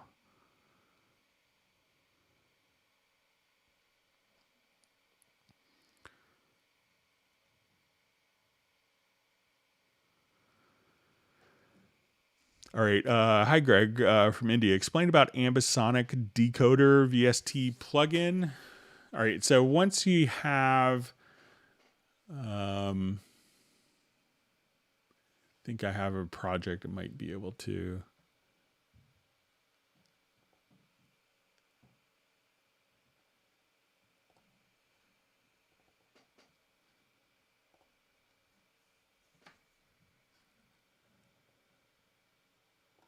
All right. So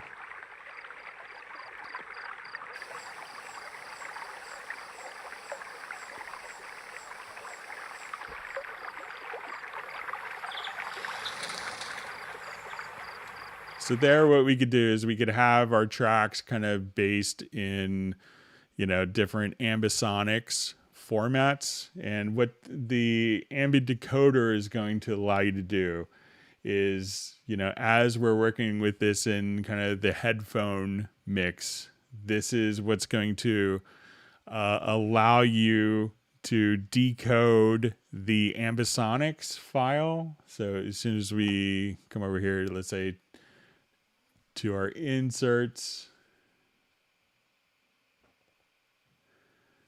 and as we have this on here, we could just do it like in our control room.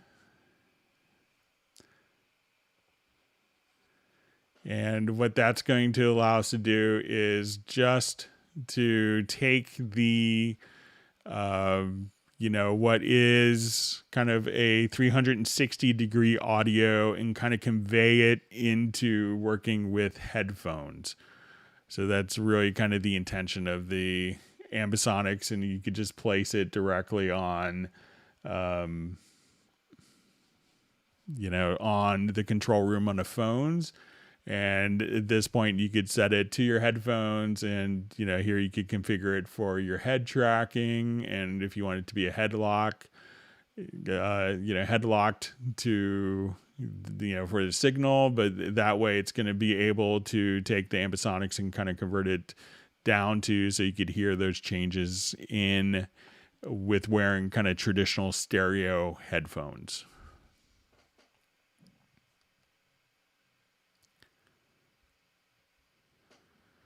Okay, so we have a question. Is there a way to have Cubase start before measure 1? So if you go to your project setup, Shift plus S, or project setup, you can set your display bar offset. I'll set it to 2.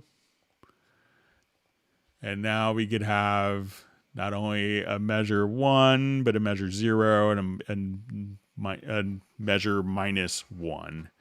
If you wanted to. So again, just go to your project menu to project setup or Shift plus S, and you'll see a display bar offset.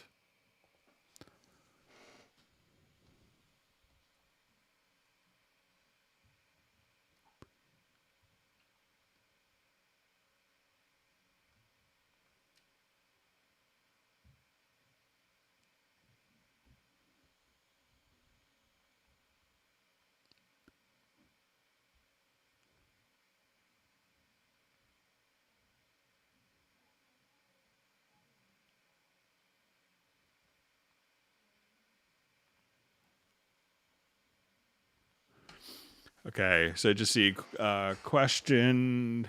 Maybe my question wasn't too clear before. Is there a way to get the outs from a program like Super Collider into Cubase without having to load the audio into it? Would save me a lot of time. So I'm not familiar with Super Collider. I'll take a quick look at it on my other computer, and I'll just see what kind of program it is.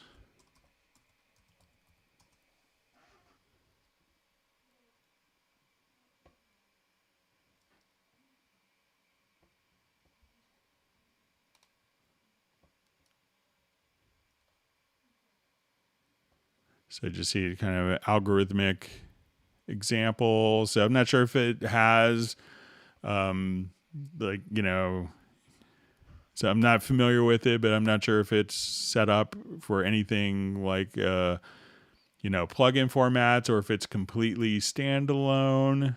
So you might be able to get a utility to kind of pipe it in, but, that's kind of why a lot of those, we have plugin formats so that we could communicate directly with the audio stream. But so I'm not sure if there's a way if Super Collider is capable of that, of being able to communicate externally audio to a DAW.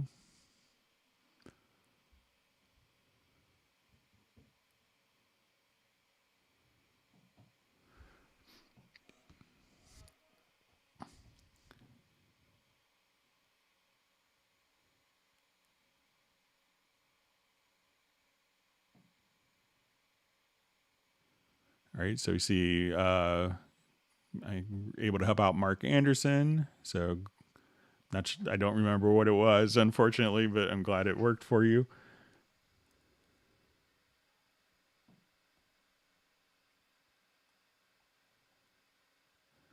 All right, so we have Michael Pierce joining us from outside London. Good to see you on the live stream.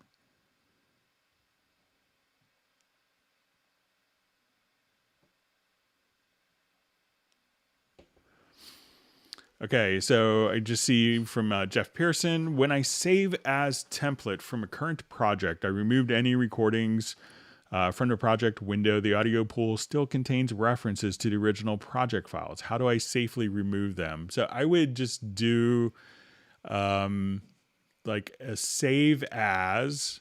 So I would take this project, do a save as.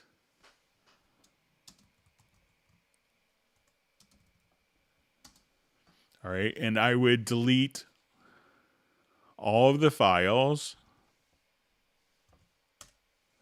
and go into the pool window. So even though you delete all the files in the project, the pool window is still referencing them.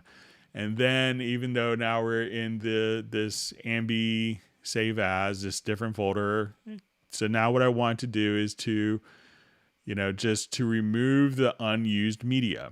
And then I could say, let's remove it from the pool and now save this as a template, and then it won't carry over the reference to the audio files.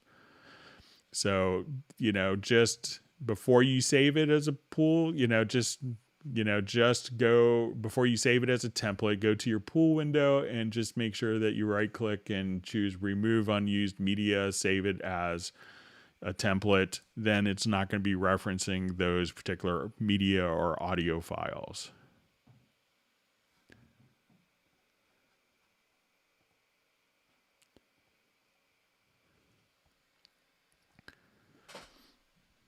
Okay.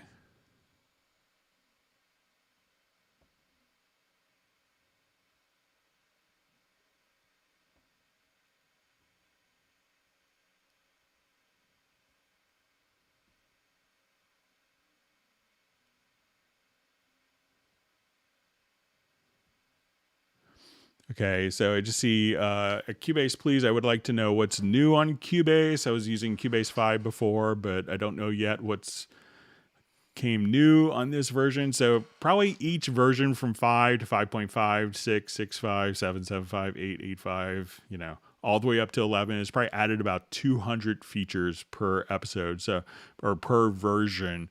So there could be about 2,000 new features. So it's if there's any particular features that you're looking for, I'd be happy to show it to you, but to kind of go through that, that could be 10 hours or so just to kind of show. But if there's particular, a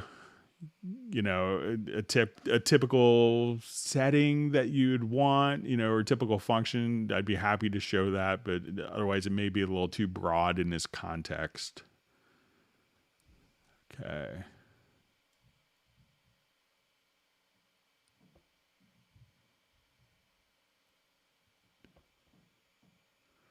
Okay, so we see Groove Agent 5, Acoustic Agent. How would I set up a pad that is a duplicate of the snare drum but always plays a flam? One SD normal, one SD flam. Okay, so let's say if we do our Acoustic Agent, just jump back. Thanks for all the wonderful questions. I hope that everyone's learned something new. And make sure that you hit the like button if you've learned something. And if you haven't subscribed to the channel, make sure you do that so we could continue to do these streams to help people out.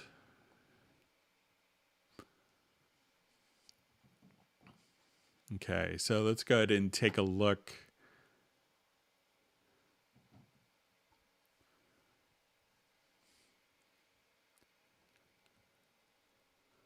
at this. So I think with the Acoustic Agent that it may be a bit fixed, but so say if I wanted to come to my instrument pad here,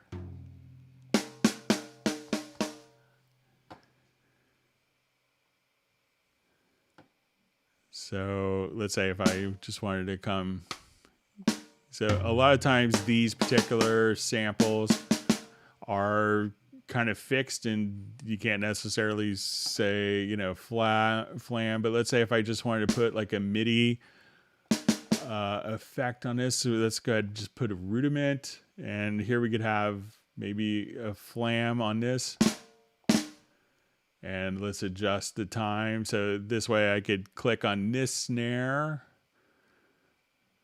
let's say,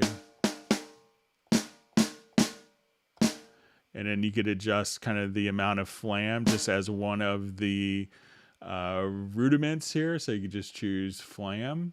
So if you wanted to just take, let's make it really long. Flam, you could do that as well. So you could place the flam just on this snare and not on this snare. So you can say, okay, we're going. And so you could do stuff like that. So just kind of go to the MIDI effects, and that will basically just kind of send a double MIDI note to it. And you could kind of simulate a flam that way.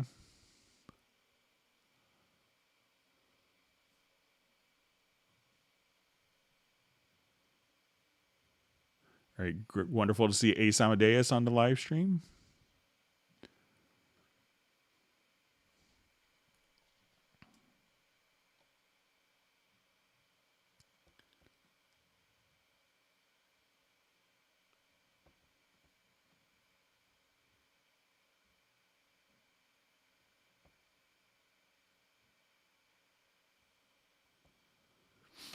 Okay, so question, if I don't have a 5.1 speaker system and I have a file that contains all 6 individual parts in this stereo file, how do you isolate on individual tracks?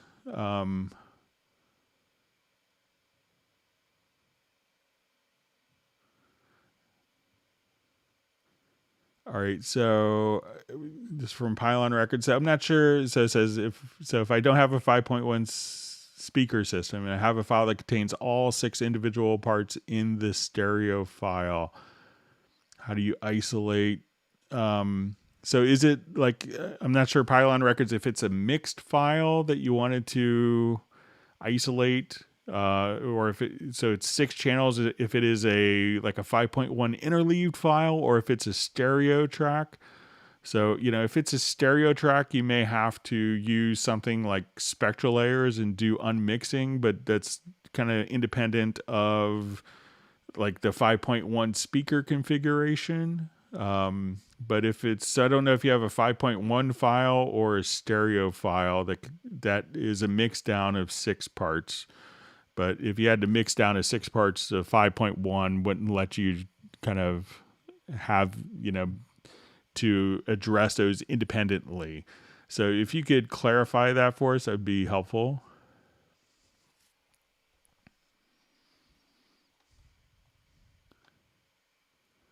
Okay, so I see Jazz Dude looked it up, and expression maps are only in the Pro version. So thank you for the clarification, Jazz Dude. He's always so helpful and smart.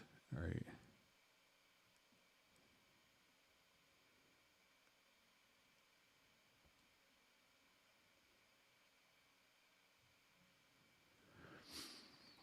Okay, so I just see, please, how do you use the control room? So you could use the control room for a lot of different aspects. And when you look at a lot of large format consoles, they'll have, many of the same channels in the mix console, and then you have a control room, and this allows you to bring in external sources like, 2-track tape returns.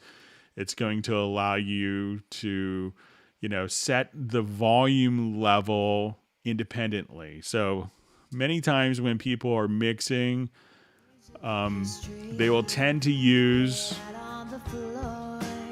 the volume and the master fader. And when they go to mix down and they have their master fader down here, you're not utilizing kind of the full gain structure as much. So you could be mixing it minus, and we often get this question is like, I exported it and it sounds really weak compared to like a commercial mix, is because they're using this as their volume knob, not as their main gain. So the control room decouples the volume from the gain structure in the mix. So when we go to export an audio mix down, it doesn't matter that our control room volume is set here or here. We can see the same gain structure in our mix. Now this is also going to allow us to, if we have different monitors, I could take the outputs of my audio interface and I can say I want to switch to my JBLs, to my Genelecs, to let's say an Auratone, or to my Yamahas, and I could have these be different volume levels. So instead of having a hardware box that colorizes the sound, if I wanted to do down mix presets, so how's this going to fold down to mono?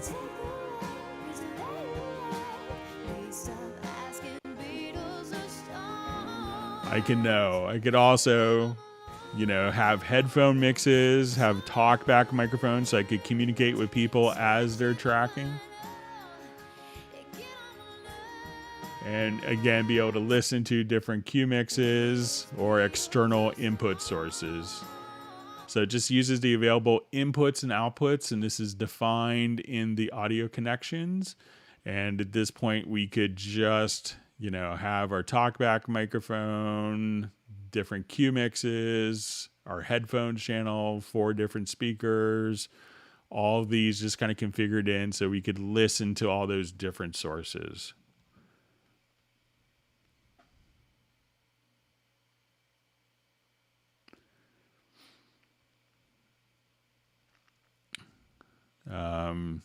All right, so I just see from Tanmay, still, why do all top professional producers use Mac? Like Zed uses it. He uses a Mac Pro 2019.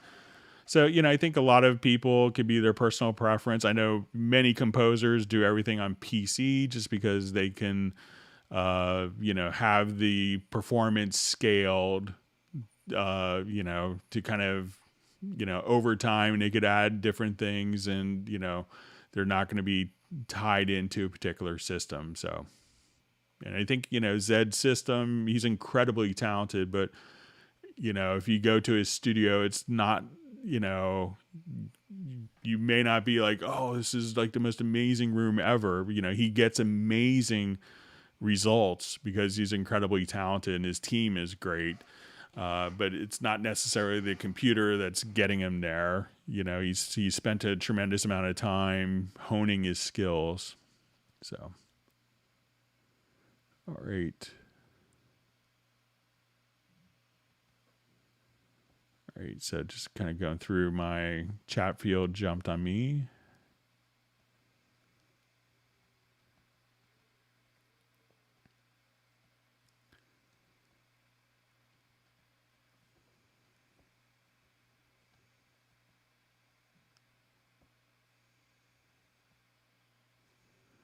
All right, just finding my spot, sorry.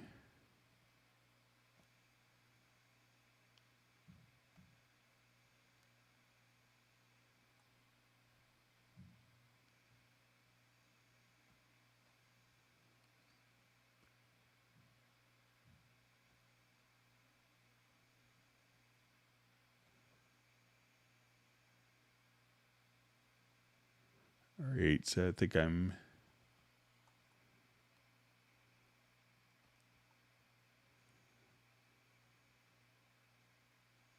All right, so I found my spot.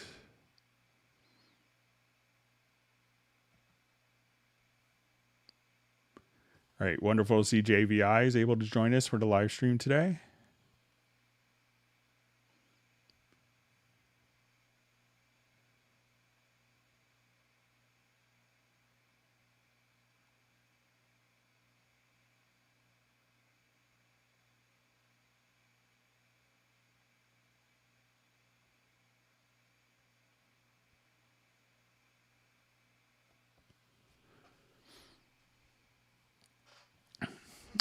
So I just see from sub 403, another issue I noticed is when I quoting Cubase 11, it only shows save, not cancel or don't save. Is this a known issue? So I'm not sure when it says is when quoting Cubase 11, it only shows save, not cancel or don't save. Is this known issue? So maybe sub 403, if you could let me know if you could clarify that again.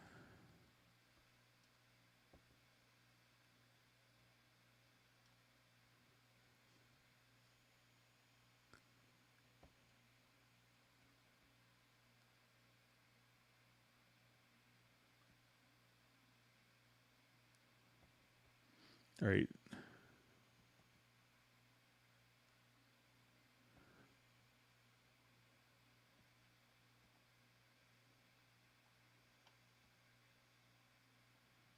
All right, reading through comments.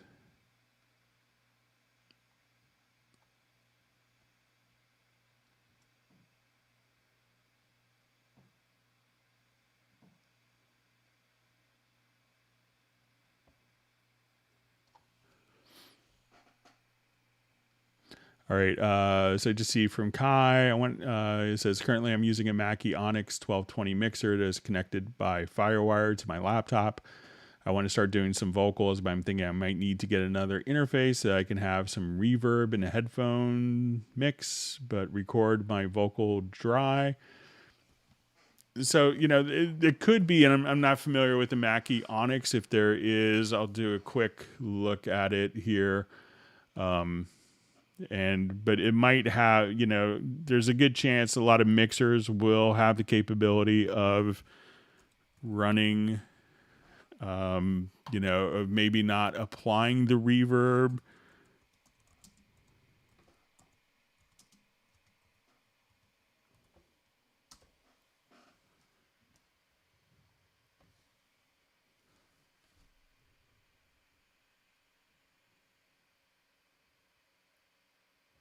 So, it might be something that's already on your Mackie to start with. So I just kind of took a quick look at it. So I'm not sure if it has DSP processing. But, you could see some of the interfaces like the Steinberg URC, all the URC interfaces have built-in reverb. So if you're going to be doing tracking for vocalists a lot, that's a great way to go.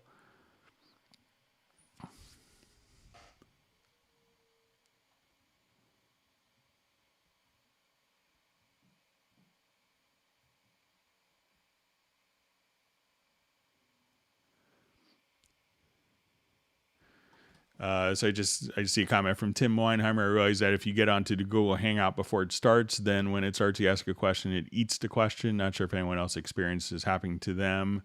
So yeah, sometimes I logged on last night to check for something, and I saw that someone posted a question, and it often doesn't carry over. I think maybe like within an hour, the question will be kept.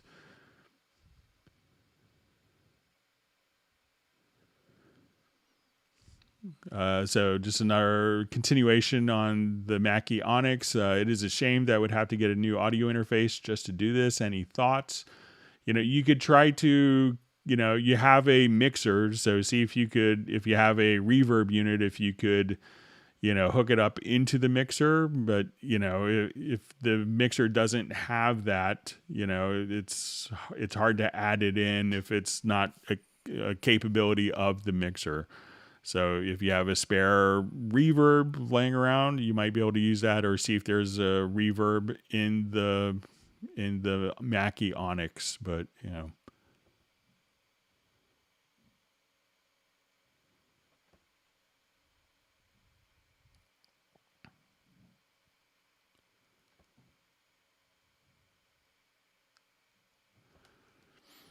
Okay, so I just see how to remove vocals in spectral layers. So let's go ahead and take a look.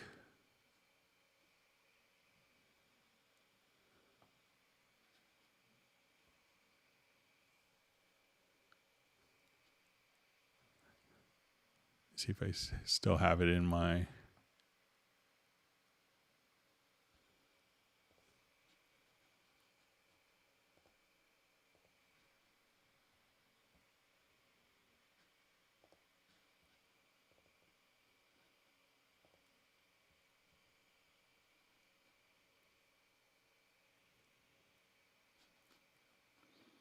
Okay, so you know what spectral layers allows you to do is spectral editing, or where you could kind of take different parts and be able to kind of break it down individual components. So let's say if I'm here, so let's say guitar, drums, bass. So I want to select that, and we could go, you know, to your audio menu, to extensions, and let's choose spectral layers. And I'm going to go, and you get spectral layers 1 with Cubase, but what you could do is just come over here and say, okay, let's unmix. Sorry, I'll just say unmix stems and just say, okay, I want to just do the vocals, and this will do some secret voodoo science.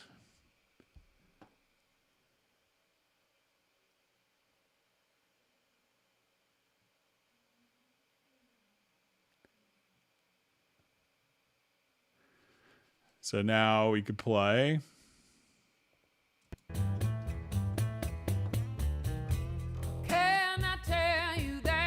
And I could just mute the vocals.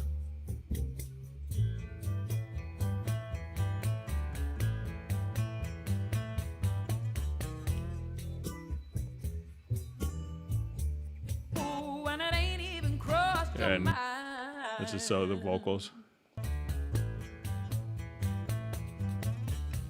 That if you feel the urge to see me. So we could basically break apart the different components in your audio files. So if you want to take the drums, the bass, you know, guitars, keys, and break it apart, that's how you could do it with spectral layers.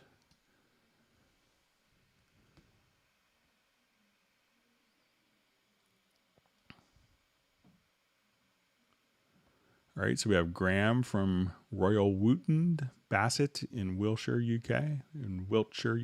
Sorry. Thanks for joining us on the live stream.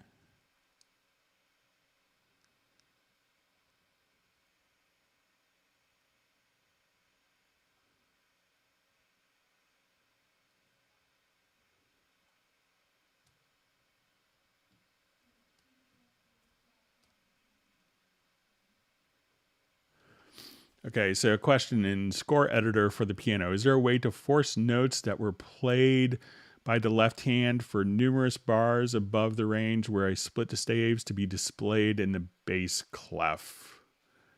All right, so let me just find piece of some piano.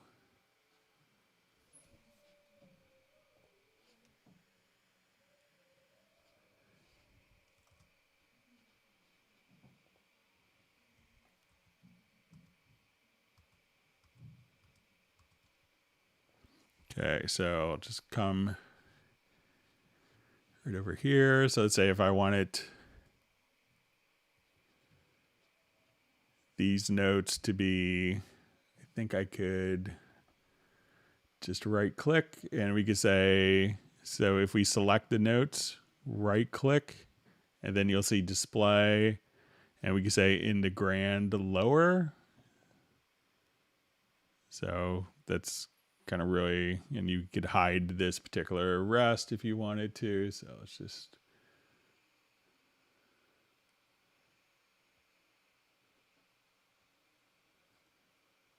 so once again, just kind of come right here. Say I want these notes, right click, display in staff, and move it to the lower staff, kind of like that.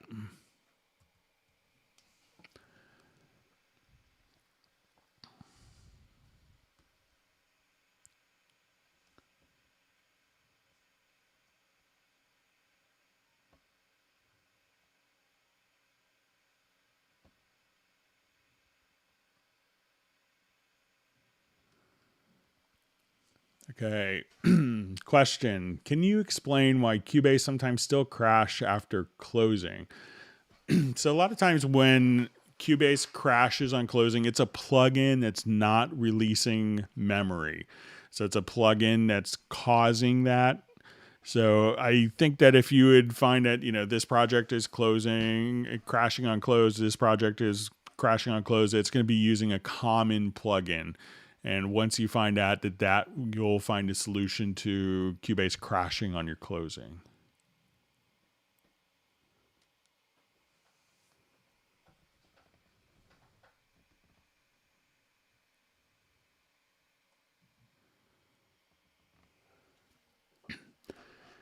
So question, is there a certified company in the Netherlands that Steinberg recognizes and where we get a Steinberg certificate for courses learned in past?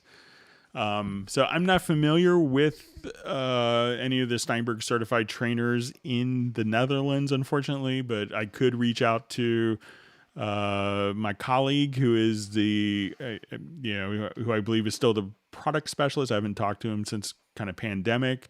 But I could, if you want to send me an email to clubcubase@steinberg.de, I could get in touch with him and see if he has a suggestion for you. I just kind of work for the U.S. distributor, so I don't know all of the international things.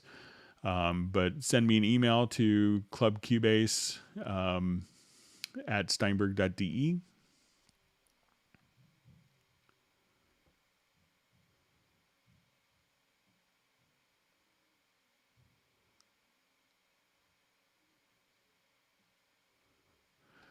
So question, is there a way to assign multiple audio clips in one sample track, or we have to use Groove Agent? Love Sample Track. It's the bomb. Excuse me, I had to clear my throat.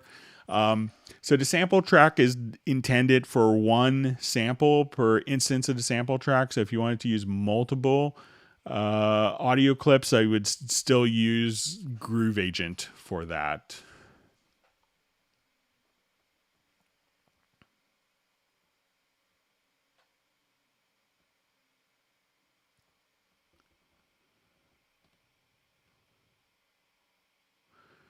Okay, so we see, as in Nuendo, there is a Netflix template. Any update on Cubase? Same as like in Nuendo. Also, any update on Atmos? So I believe that Atmos will be kind of sticking to the Nuendo level. It's a pretty involved process. It's a tremendous amount of development went into that. So I don't see that migrating down to the Cubase level. The Netflix template is actually just the Netflix metering. So they have a, specific, metering mechanism, or metering protocol that they use for their quality assurance for dialogue tracks. And that's the metering that is included with Nuendo. So, and since that is really kind of aimed at more of a post-production, I think those features will remain in Nuendo, and I think that makes sense.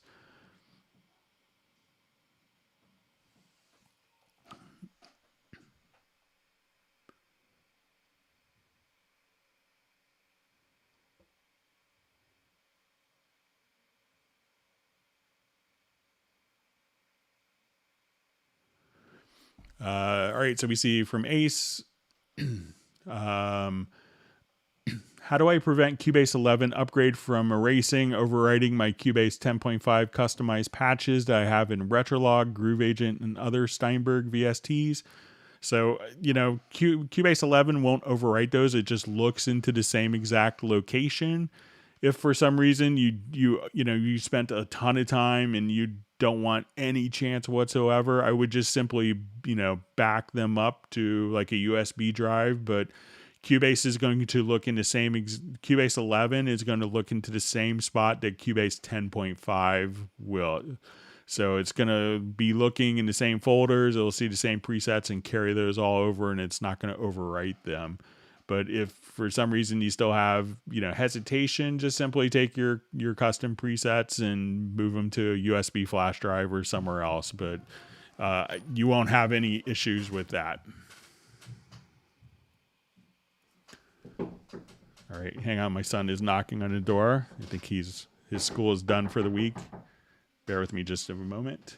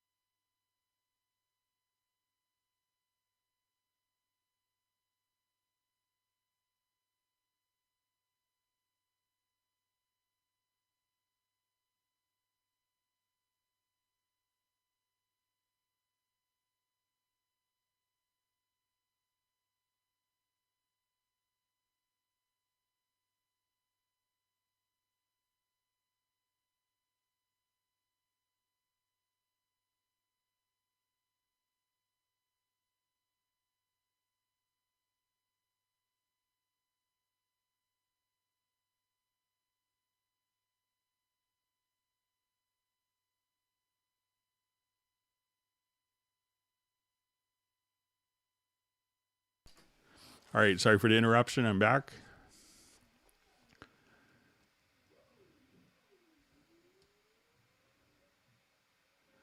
All right, my chat field jumped on me. Let me just...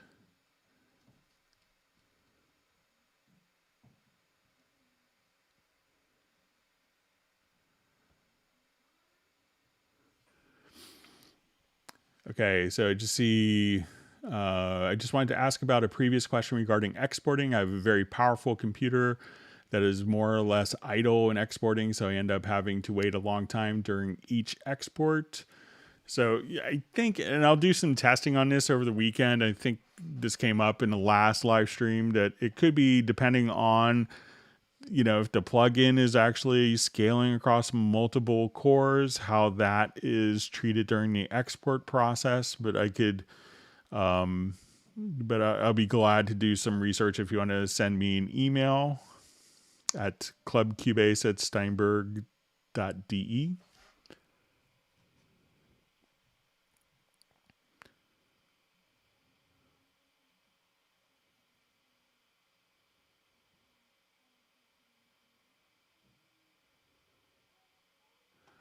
Okay, I see from Pylon Records, more info in the 5.1. The file is a stereo file, and when I import the file in stereo channel, I see 6 waveforms, which is the mix. I would like to isolate those tracks on separate mono audio channels. All right, so what you could do, is I would try... so if it's a stereo file, you shouldn't see 6 waveforms. So that would indicate that it's maybe a 5.1 interleaved file and not a stereo file. So what I would do is just select the file.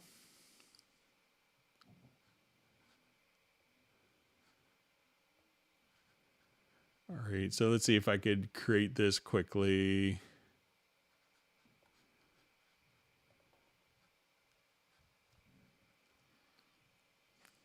Okay, so I'll just go ahead and duplicate my tracks here.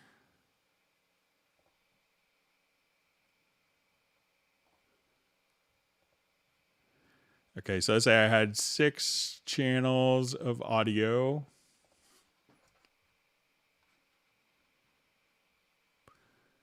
Okay, and I have these going out of, and if it's a 5-1 mix, so let's say I go to my audio connections, I'm going to add a 5-1 out.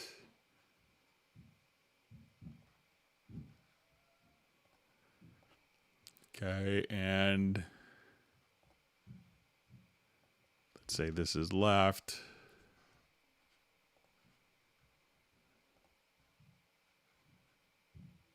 Right. Center.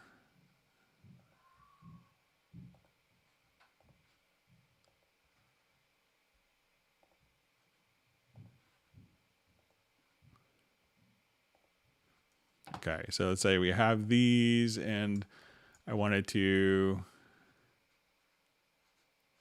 convert these tracks. I'll just do this smaller for time's sake.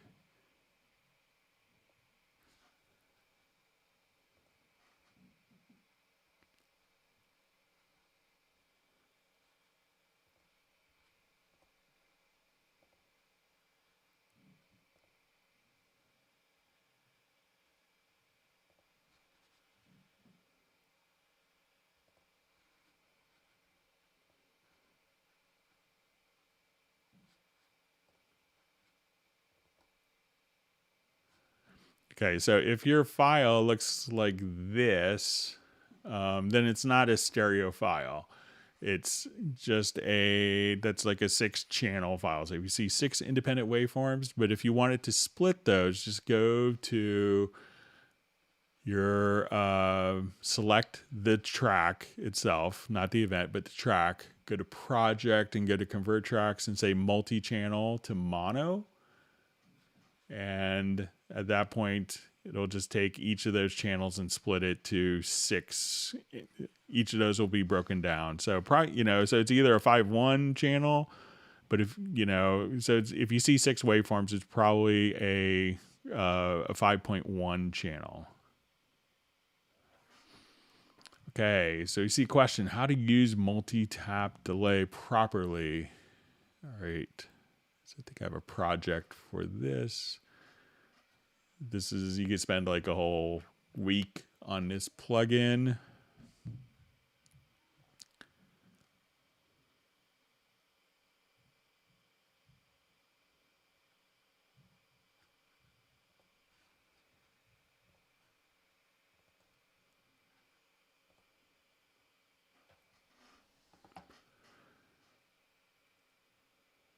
All right, so this is a multi-tap delay. It's probably like, ridiculously comprehensive delay plugin. So let's go ahead and we'll just...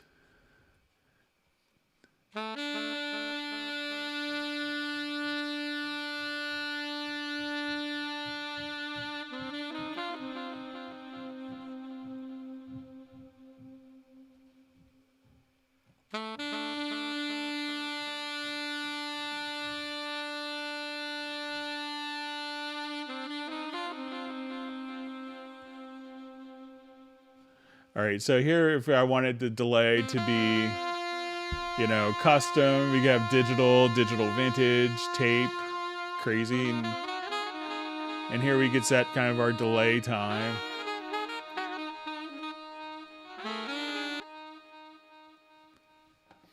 And, you're going to have like your amount of your delay as you're kind of working with it. But let's say if I wanted to...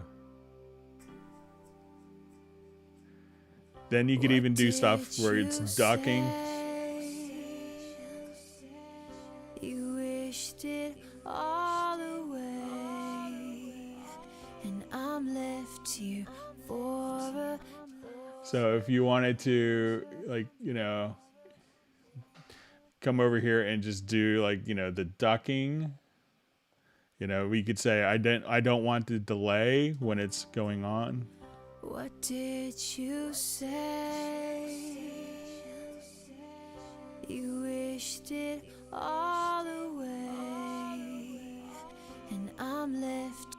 So you could say I want to suppress into feedback. Now, once you get into like really creative aspects of it, is when you could get into like I wanted to take different, let's say my pedal steel guitar, because each delay you could come over here and set up different taps. So if you wanted to just set the number of taps, these taps can be freely placed. Now each of these we could open up different effects. So if I wanted to add different effects on each module, so we could do this, but we could say each tap I wanted to have its own effects just on particular taps. So this way we could have kind of the delays run through echoes or pitch shifting. And if we wanted each of, the post effects, we could also look at post effects. So I could have each one of these taps have their own effects chain. So, but for doing like really ethereal stuff, like I want to take this guitar and I'll just revert this.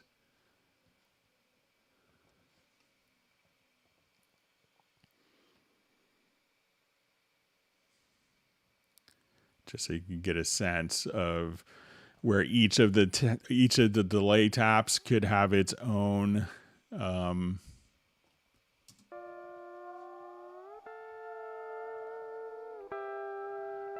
so listen to a dry.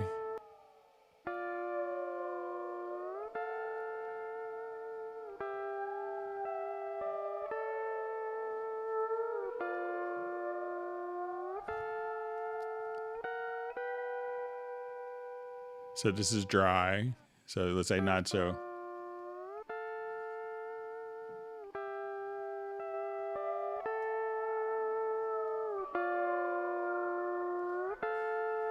So each one of these different taps could have their own effects. So let's say I wanted to add reverb.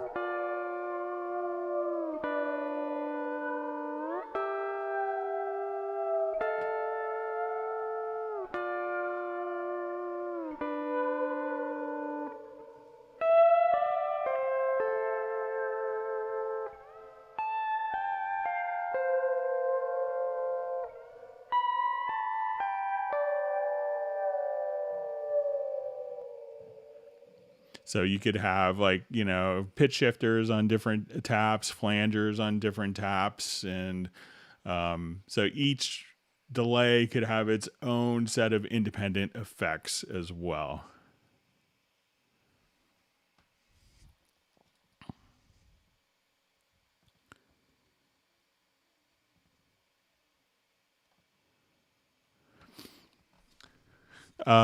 So just a question from Robbie. Do you recommend Apple or PC and Intel over AMD? So I think, there's great solutions in each of those circles. Some, I go back and forth and I see kind of more similarities between the platforms as they've evolved. And so it's, if you're, like Tanmay was mentioning earlier, he just liked how it was, he liked the touchpad on his Mac, and it's fine.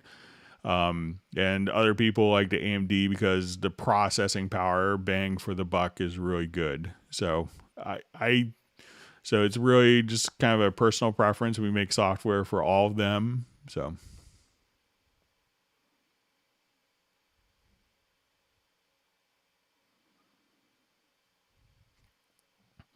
Okay, so to see any program I use, quantized setting is always confusing to me and a big issue. Okay, so let's say I wanted to, we'll just start off with we'll just jump back to a particular project.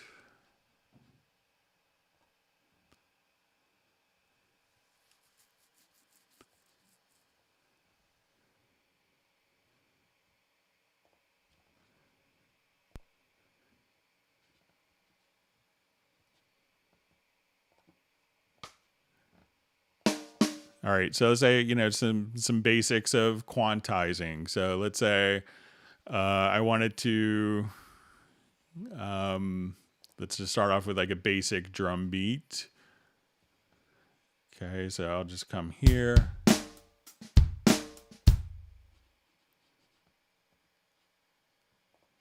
Okay, I'll just turn off my flam.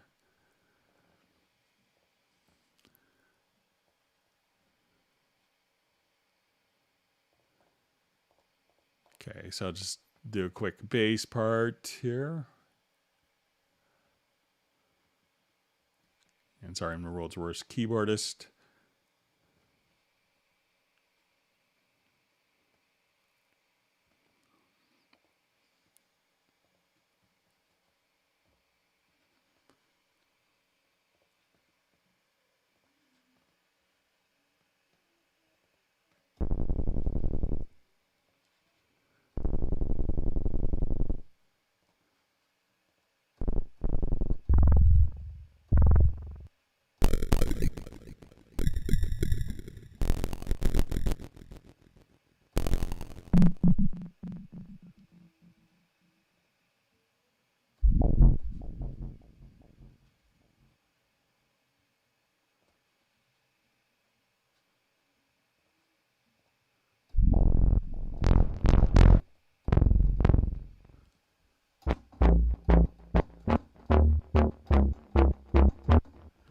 Okay, so let's say I just want to do something with these two. So let's say I'll just...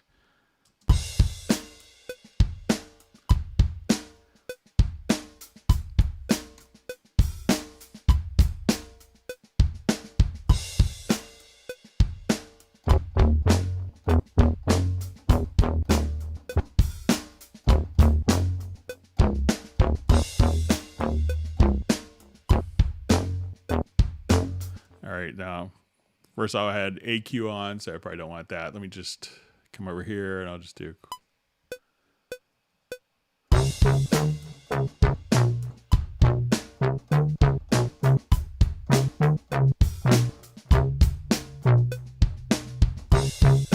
All right, so let's say if I wanted to do quantizing on this. So generally you could think of like the quantized value as being like the smallest rhythmic value that you wanted. So let's say if I come here.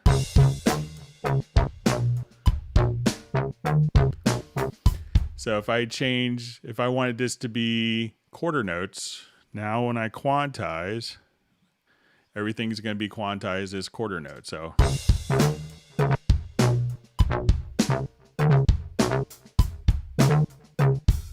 So that's probably not the appropriate quantized value. So set the smallest rhythmic value that you want. And now...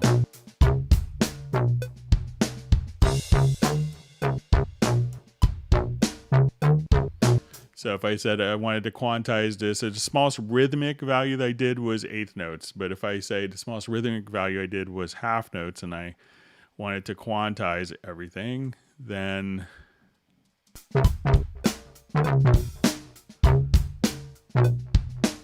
So at that point you could just, so just choose the smallest rhythmic value. And a lot of times, how I do quantizing is kind of how you do like different pitch shifting. You don't have to do it on every single note, just notes that audibly bother you. And once you're in your quantized value, you could come over here and say, okay, we're going to do eighth notes. I want it to quantize the ends of notes or the lengths of notes. So now...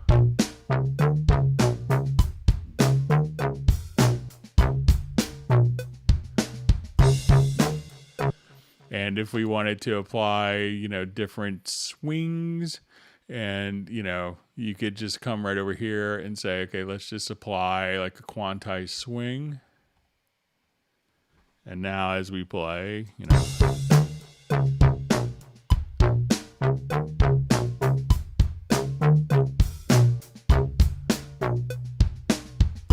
So, so some different aspects. So think of the smallest rhythmic value as probably the quantized value that you want. And then the smallest notes will kind of get placed correctly, and the other notes will probably, not be off. So that's a good way to kind of approach quantizing.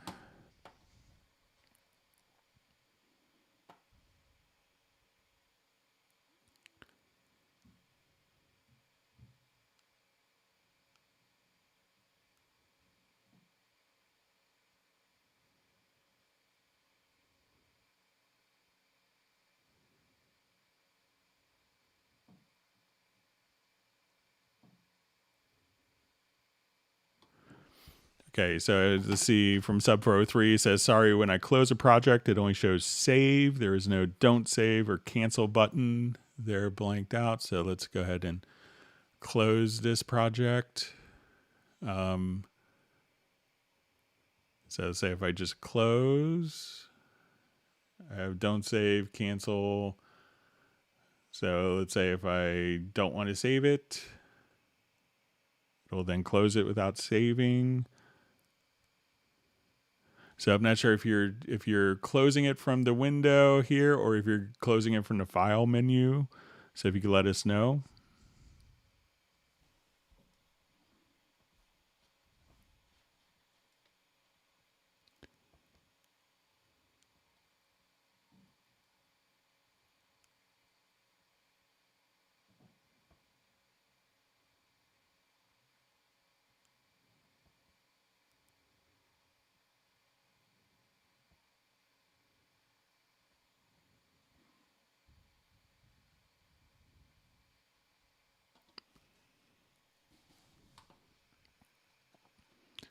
All right, reading through different comments.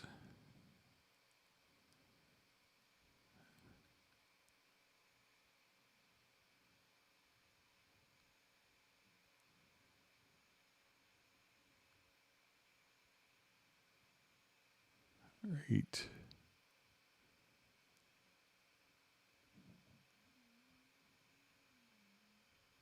Okay, so we're seeing some great reactions from the spectral layers.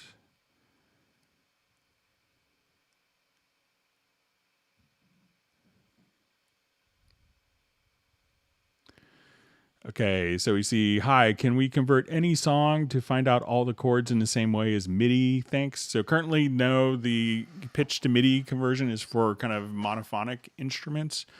Maybe we'll see it in the future, but it's not going to take a audio file and figure out the chords. And I think that's still challenging for, if you do a Miles Davis song or an Oscar Peterson song, it's probably not going to do the chords correctly in any algorithm currently. but currently it doesn't do that in Cubase.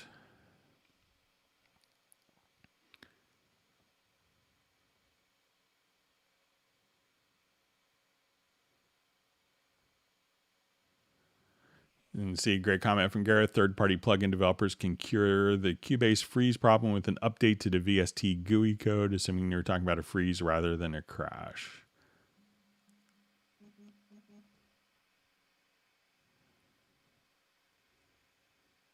All right, you see Gareth is feeding his daughter now. So, all right.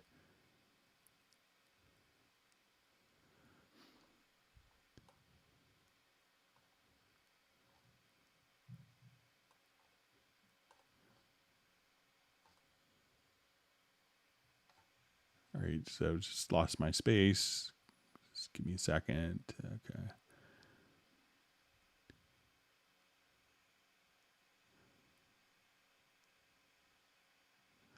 Okay, so we have a question from Tame. What are the benefits of having DSP on your interface looking to buy UR22C? So one is that you can, on a UR22C, you can monitor with reverb with no latency. So you don't have any latency. It's not taking any CPU cycles away because it's, in essence, almost like a hardware mixer.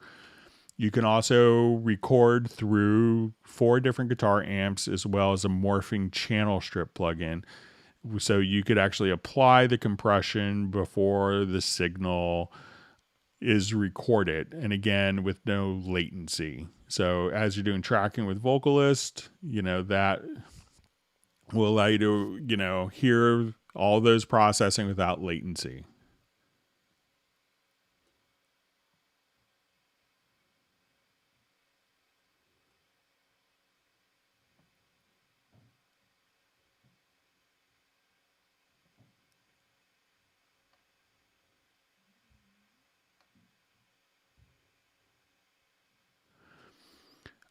So I see question, Greg, is it true that a wireless mouse or MIDI controllers affects MIDI timing? So I haven't heard of a wireless mouse affecting MIDI timing. I think that wireless MIDI controllers probably wouldn't be my most, wouldn't be my, if I was very critical with MIDI timing, I would be skeptical of wireless MIDI controllers.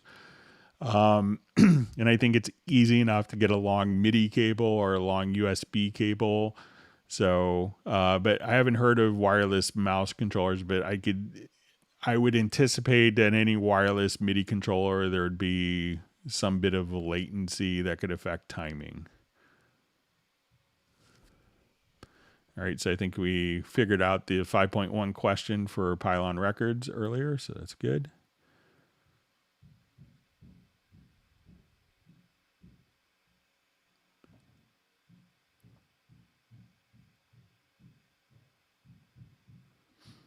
All right, so just see in Cubase 11, when you add folder tracks with tracks in it, the inspector of folder track section will cover up the track controls of selected VST tracks within the folder tracks. Please fix it. I reported it prior, so I passed it along to development team. So, and I don't think there's been an update since you reported it. So.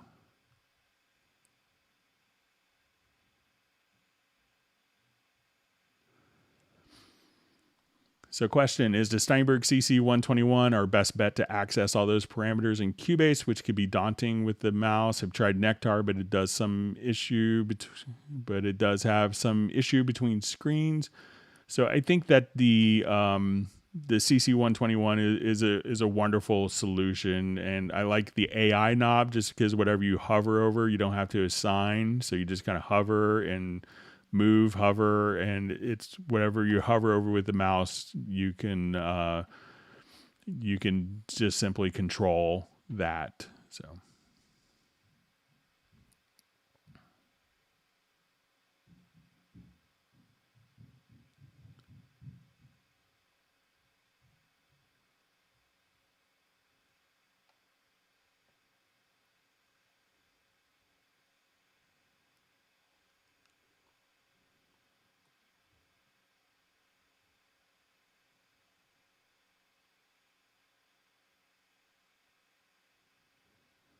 All right, reading through more comments.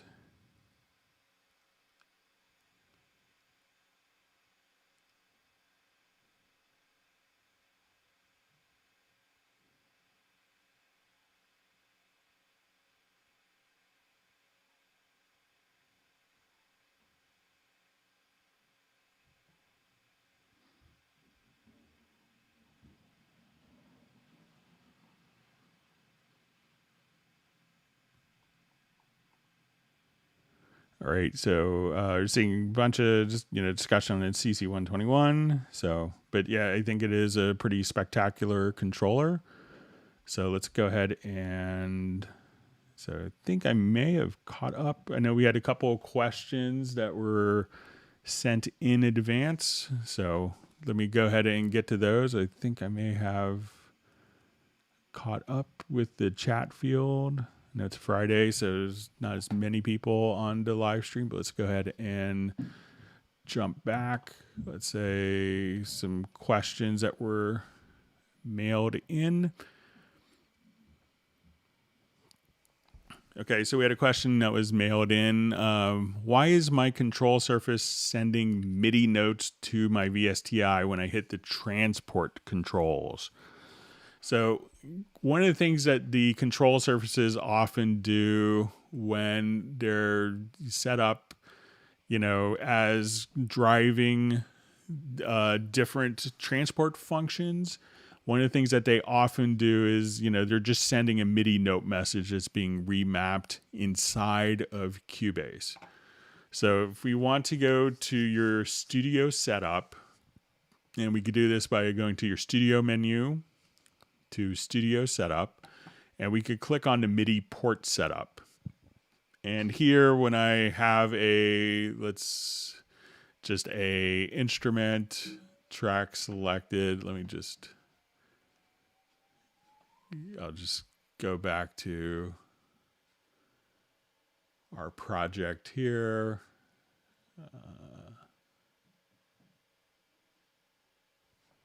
I'll just jump back to this one quickly. Is that many times, since it is just transmitting a MIDI note, that it will start to play MIDI notes like when you hit the transport buttons. And if you have that going on, you can go to the studio setup, and you'll see for your controller, and you could just choose in all MIDI inputs and just uncheck in all MIDI inputs. And what that'll do is you could have the control surface just do the control surface part and not transmit MIDI note messages when you hit like the rewind and fast forward and start and play controls from Cubase. All right, we had a question from Johnny Diaz. I think he may have found a macro solution, but I wanted to show this as well for the benefit of others. I use lots of markers, and I would like to create a macro to create and name a marker with one single key. I would like to use Shift plus Insert to do it. Please show me how to create that macro. So let's go ahead and add a marker track here.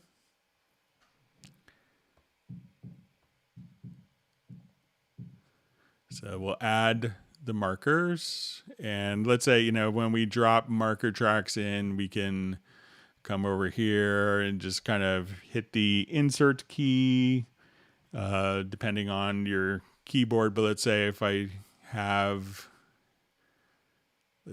all the tracks, so I'm just kind of playing along and I wanted to drop markers in.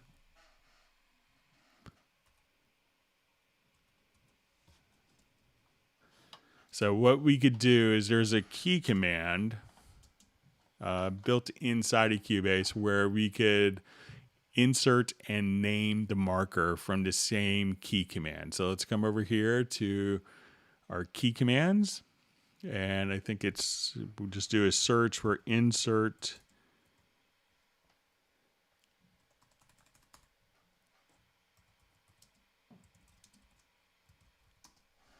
So we'll say insert and name marker. So I'll just come over here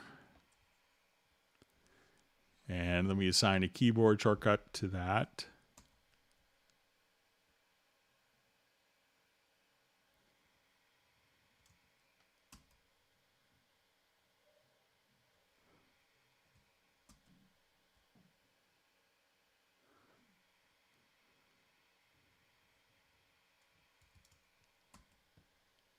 Let me just see if I can find okay.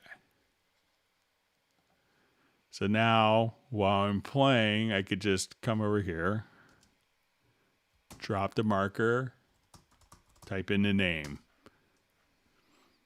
Okay, so we'll close this window if you want.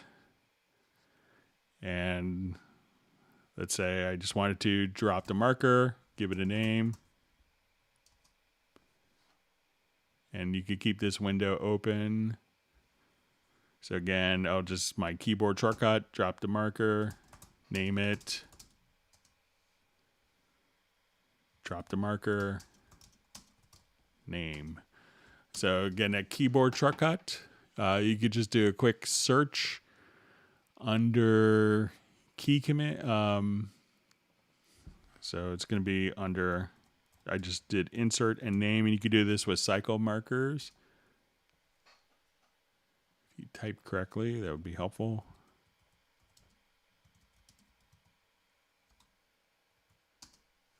So under marker, you'll see insert and name marker, and you could just simply come right over there and assign that to a key command and just name the marker add to marker. It opens up the marker windows, activates the description, and then you're all set, good to go.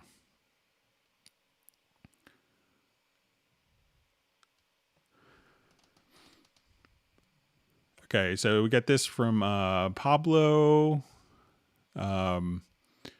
So it's kind of a complex thing. I think he got it figured out, but I had just kind of another idea. Okay, so let me just open up a quick project to show this. Okay. So, and this is a continuation from last Tuesday's Hangout. So finally, I already know how to do what I asked you in the Hangout. I will also tell you about it in case it can help you get your ideas for future consultations in the Hangouts.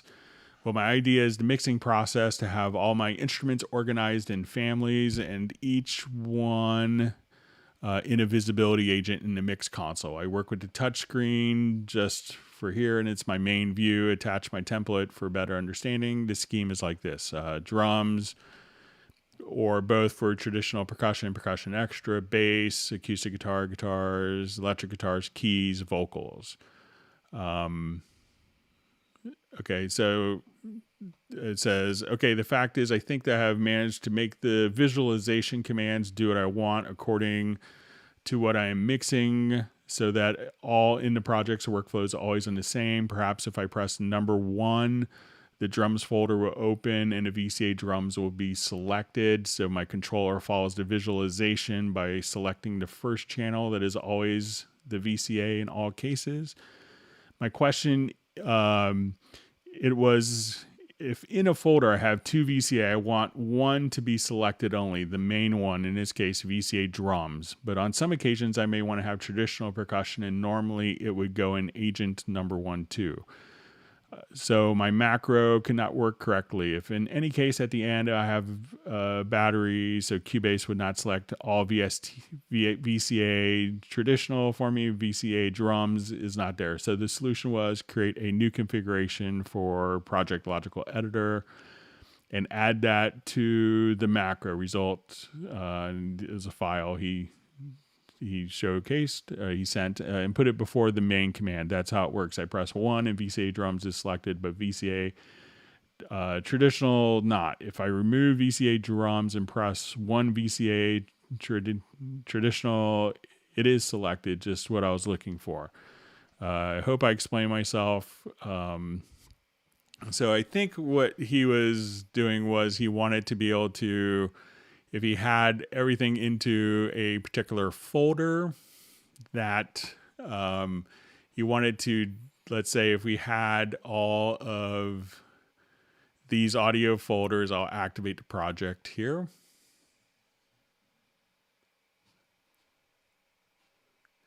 So we have the VCA folders here. So I call it drums 1, drums 2, and let's say these are set in a visibility configuration. So if I wanted to go to my visibility tab,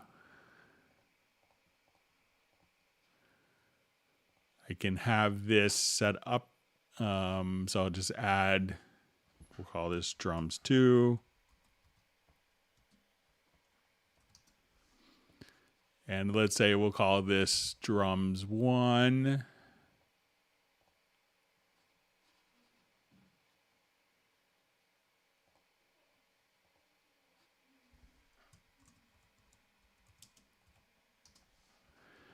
Okay, so now when we want to switch these, I think he also wanted to switch between the different configurations and have the VCA selected. So one thing that I was looking at, Pablo, and I didn't get a chance to really go into a very granular level with your macros, but you maybe, one of the things that you could probably do is just say you want it to, and you could save these as presets that could be employed in a macro.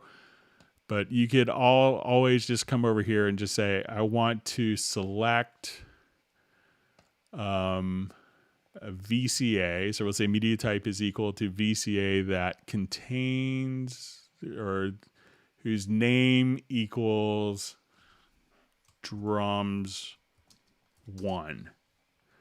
So now you could have the key command to switch between the VCA and come right over here and just say, now we want to, I'll just call this drums 2 because that's what we have visible.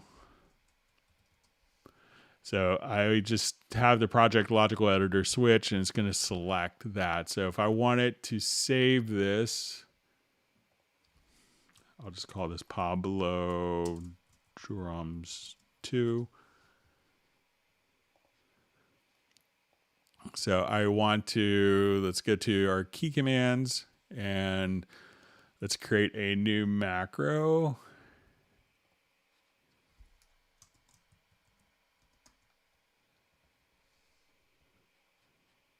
Okay, we'll give it a name.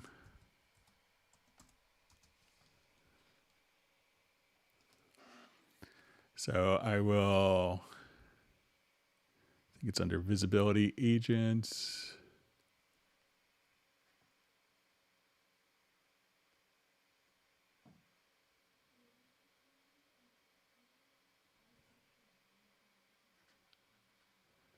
Just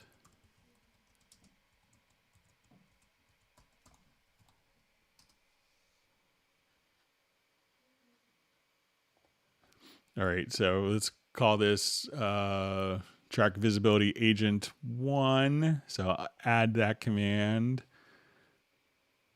And I want to go to my process project logical editors, and we'll call this Pablo drums 2.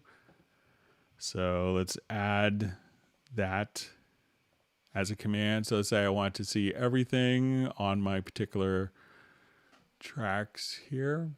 And let's say if I just go here,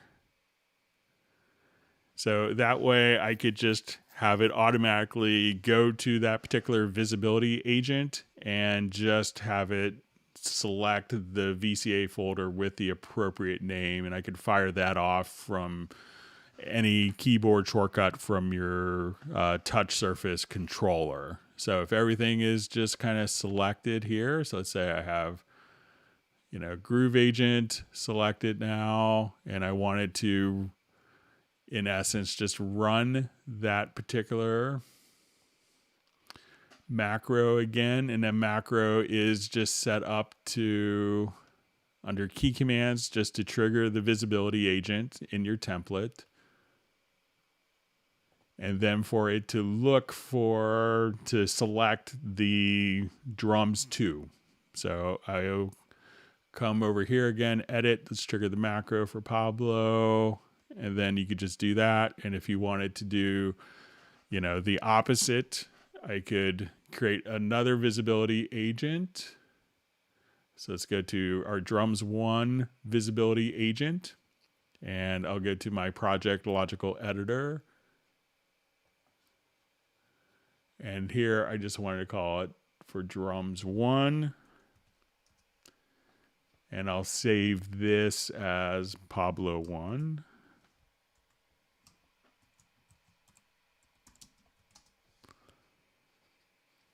So let's make another logical editor or another macro. So come here, let's new macro, we'll call it Pablo 1.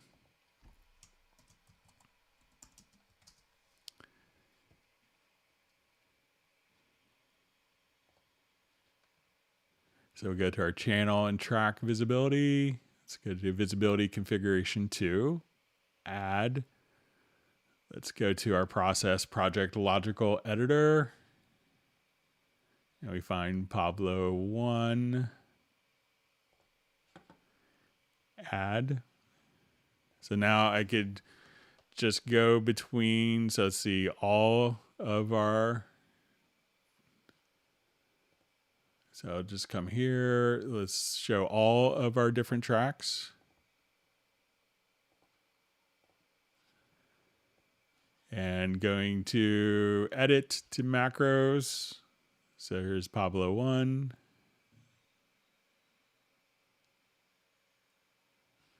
And let's just go to Pablo 2. So, or Pablo. So you can see that that will just automatically select it. So that may be another approach, Pablo. Let me know how that works for you.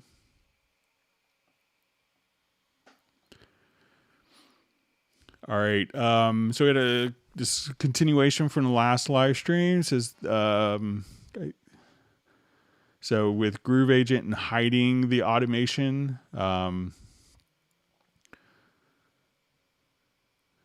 okay, so and the question was when using with Groove Agent, and he chose to hide all of the automation.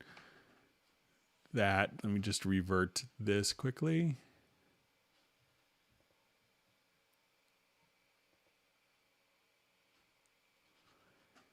Okay, so we had a Groove Agent kit loaded up and we have multiple outputs here.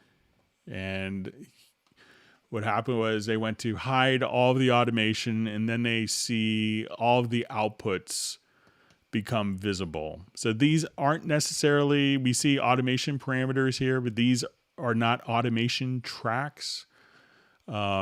So I'm not sure why it opens up all the outputs when we choose hide all automation there.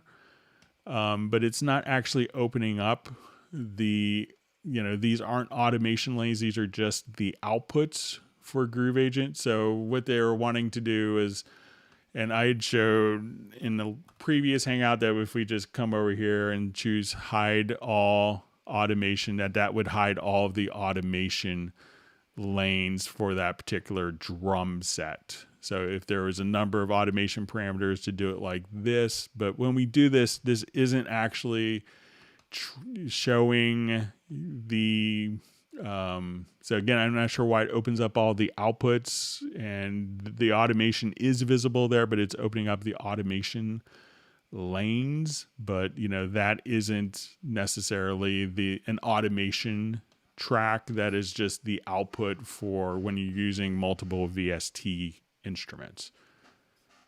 All right, so I think that's all for the questions. Let me jump back to our live stream here. Thanks for all the wonderful questions. All right, I'm going to scroll back up. See, we have some more questions coming in.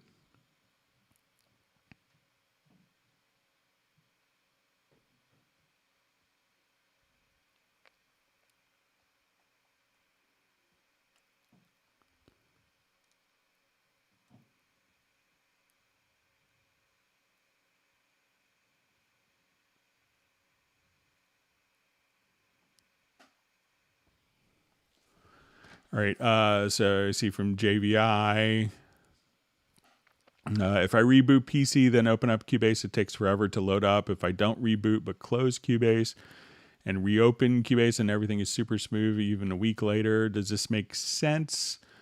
All right.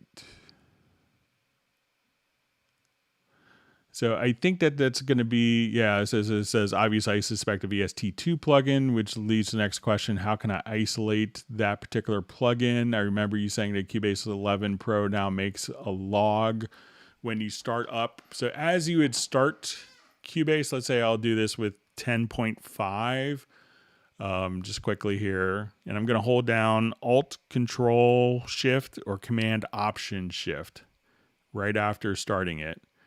And then at this point, we could choose to go into like a safe start mode. With version 11, it could actually indicate, like if a plugin, caused system instability, it could actually indicate right here at times what plugin is causing it. But it allows you to deactivate your third-party plugins so that you could remove them and add them in a few at a time to see which one is causing it.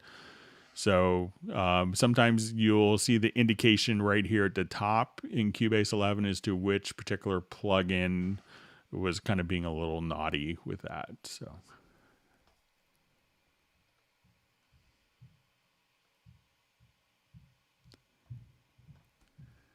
All right, so go ahead and just exit out of Cubase 10.5 here quickly.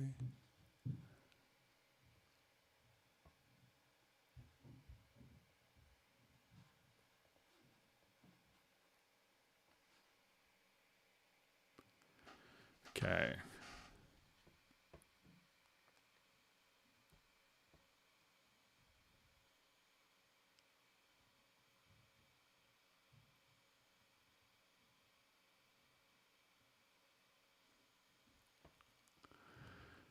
Okay, so just see a question from Filter Freak. Hi, Greg. Suppliers are having issues getting hold of the CC121. Have you any knowledge on this? Sweetwater apparently say they're only receiving one more batch. Is it being discontinued?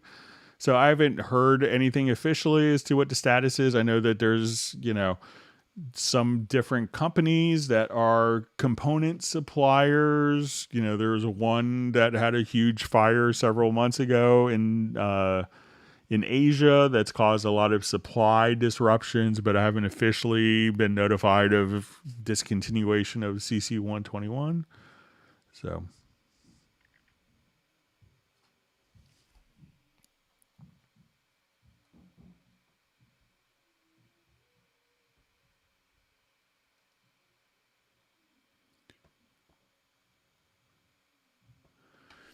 okay, so we have a question. What's the best way to shift all MIDI events, tempo track, and markers to a different position in the project while retaining all automation? For example, shift an entire section of 4 bars.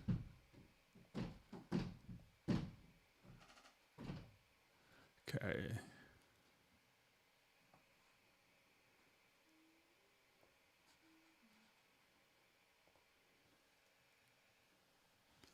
All right, so I'll just revert this quickly.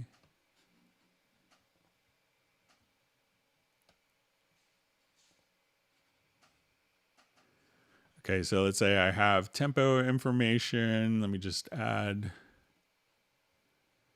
tempo track. All right, my son's knocking on the door. Let me be right back.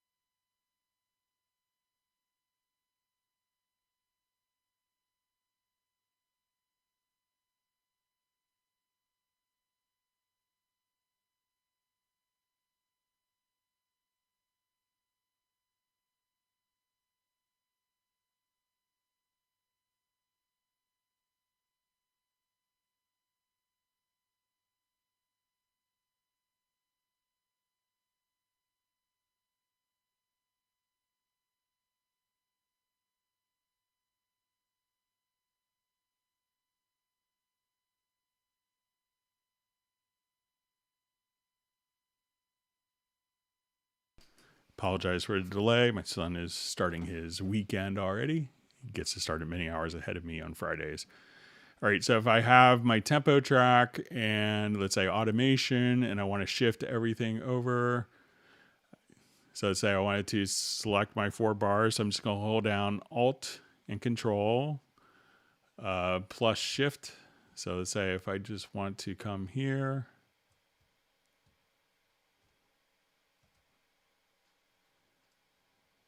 Or let me just get my keyboard shortcut. Okay, so I'm just going to hold down Control plus Shift. And let's say for 4 bars like this. So let's say I have this amount of time and I just wanted to push everything over. So once I have that range globally selected, and that's what Control or Command plus Shift using the range tool does. And now I will come to my range and I'll just say insert silence. And that will just insert silence and kind of bump my tempo track, and my automation all over by 4 bars. If I undo it, you see it all shifts. If I redo, you can see everything just automatically carry over just like so.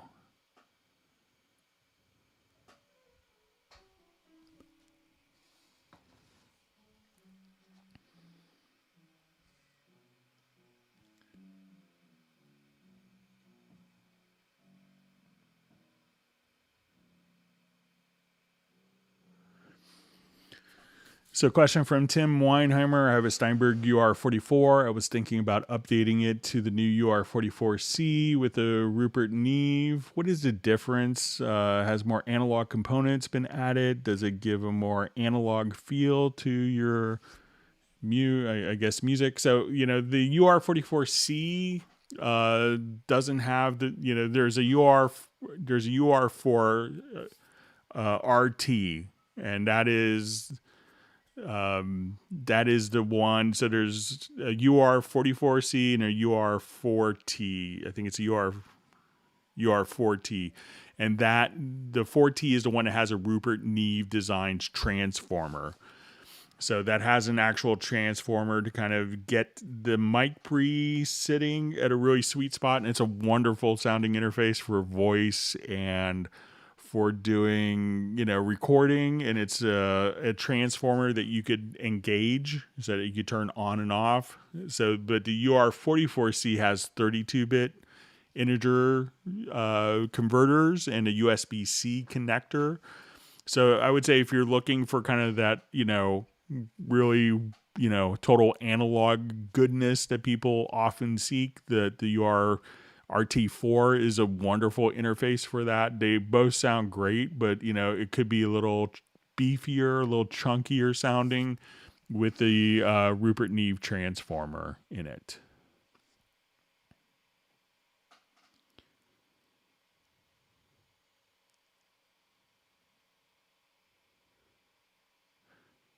And I just see a comment from Gareth saying it's a Neve preamp. So it's actually just the Rupert Neve transformer. And I think it's the same Rupert Neve transformer that you see in very expensive Rupert Neve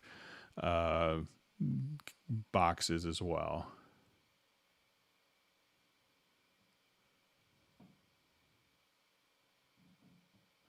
And it's a very kind of, very critical component, the transformer. So.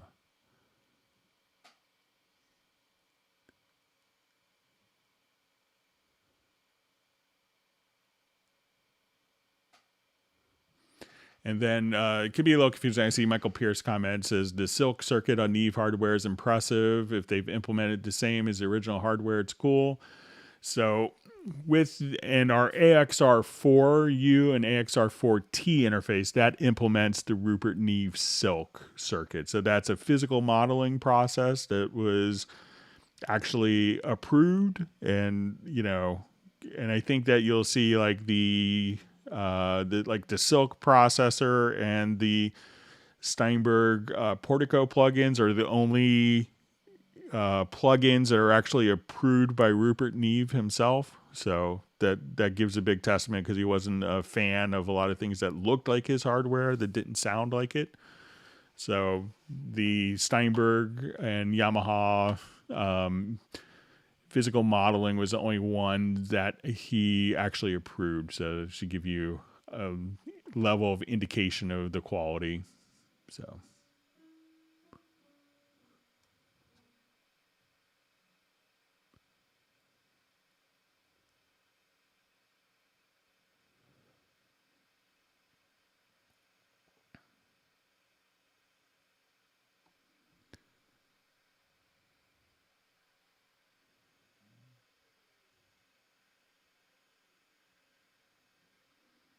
Okay, reading through.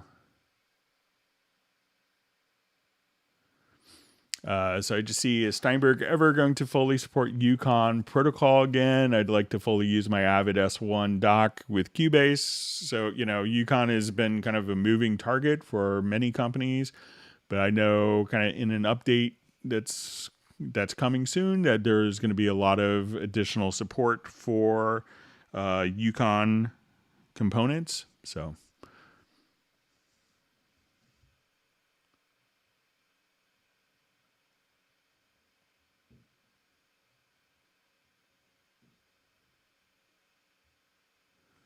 And I just see was Yukon the one thing that Avid stopped supporting. So, Yukon was originally kind of developed in conjunction with Euphonics and Steinberg, were kind of the two partners with it. And then Euphonics was acquired by Avid. And, so it's kind of, I don't think that there's any of the original Yukon engineers that are still involved since the acquisition. So.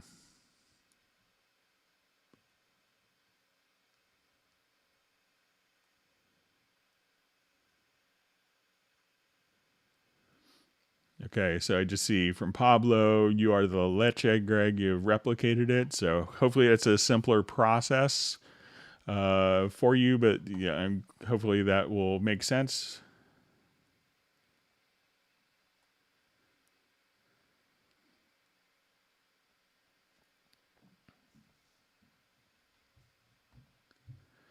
Okay, so you see, shout out to Greg. Please make a 2-hour only MIDI and Project Logical Editor session. So I think I'm getting all my notes together, but maybe the last hangout of the month on April 30th is kind of my target date that we could do kind of a dedicated Logical and Project Logical Editor hangout or live stream. So.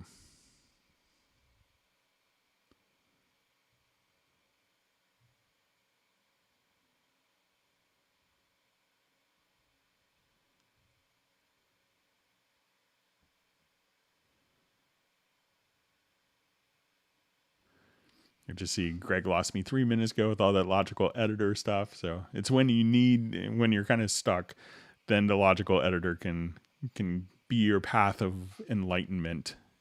All right.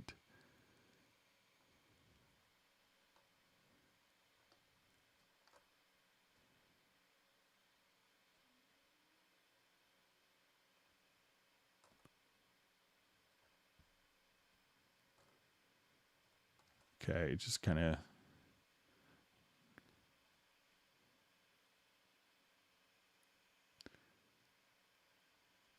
going through some more comments. So thanks for all the great comments.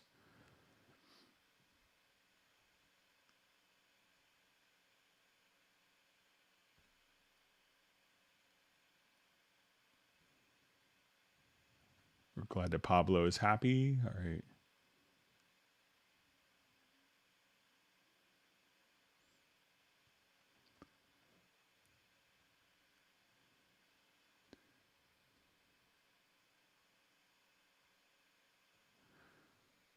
Okay, so I just see, why does my e-licenser show that I have 6 instances of Cubase 11 Pro opened while I have only 1 instance of it open? So the e-licenser, I don't think indicates how many actual versions of Cubase you have open. So when I come over here, we could just say, I could just, so I see what licenses are on it, but I don't think it actually shows which, that I have multiple applications open. So let me know where you're seeing that from, Tanmay. So, but I don't think it indicates multiple instances of it. All right, so I just see from Maestro Musician about probably email address. So if you want to reach out, you could do clubcubase@steinberg.de. All right, so I just see a question, just probably directed toward the group. Anyone else experiencing extreme long loading time when using Analog Lab 5? So I think it's Arturia plugin. So.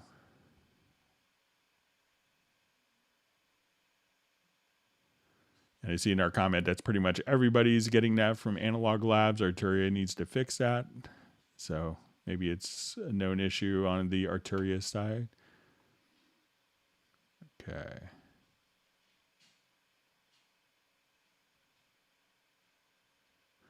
All right, so I see from Maestro Musician, can anyone confirm if I have the correct email address, clubcubase@steinberg.de? So it's Steinberg with an E. So just like what you see on the package, so STEINBERG.de.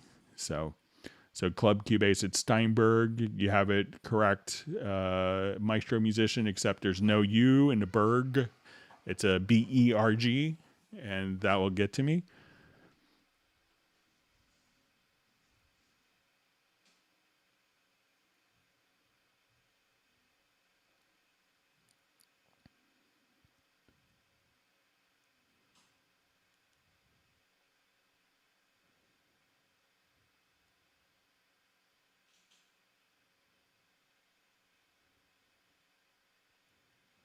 Okay, reading through comments.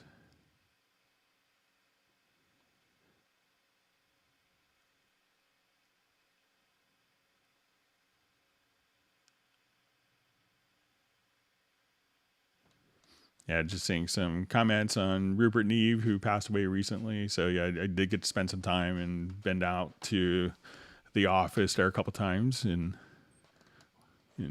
Waverly. It's outside of Austin.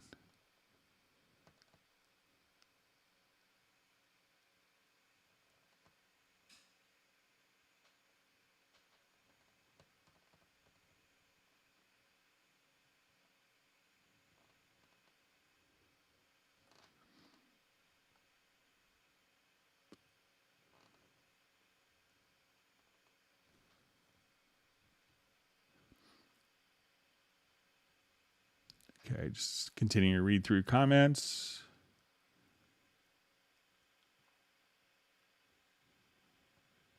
So we see a comment, I love the logical editor.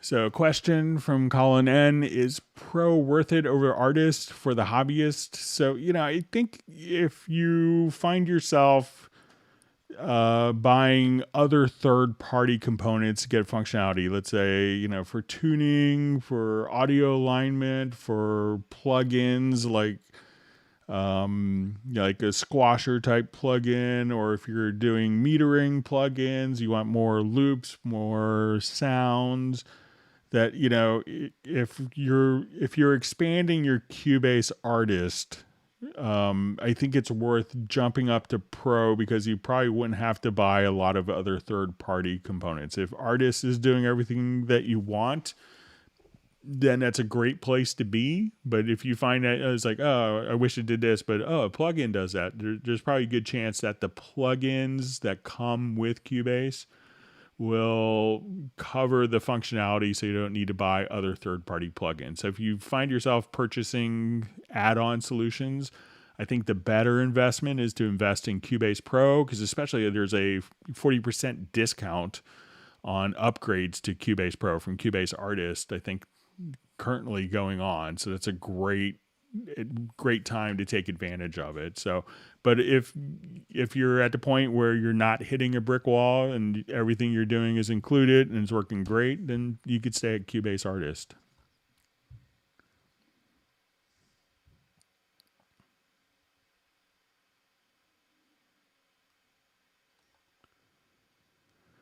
See, JVI says, ooh, want that e-licenser you have, Greg. Pretty please. So you should see my personal studio one. That one probably has like 100 or so licenses on it. So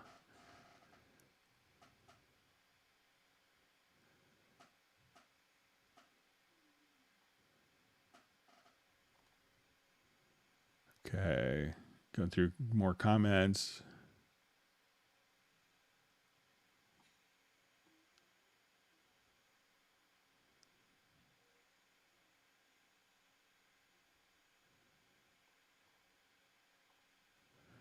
Okay, so yes, so you see Colin N just mentioning yes, discount. I was wondering, so okay, so you just see email came in probably from Maestro Musician about the exporting with the cores. Okay, so it looks like I may have finished early. I think I'm at the end of the questions. Let's see if there's any more questions that have come up. So if not, we could wrap up a little early today. I know it's Friday. It's probably a beautiful spring day for a lot of us. Well, I'll give it another minute and see if there's additional questions that come in. If not, we could wrap up a little early if we got through all the questions.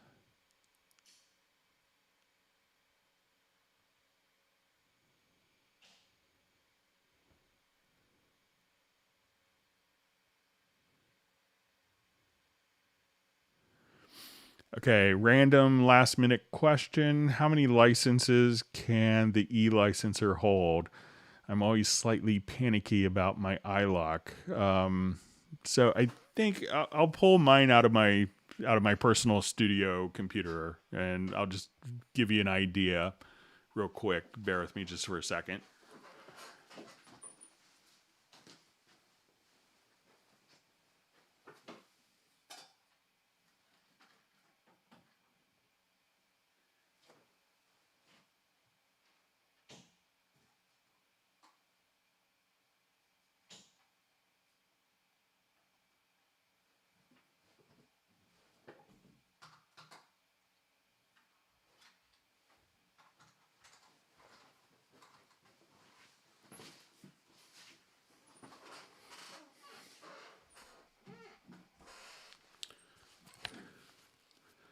All right, so I'm going to connect it real quick to my e-licenser.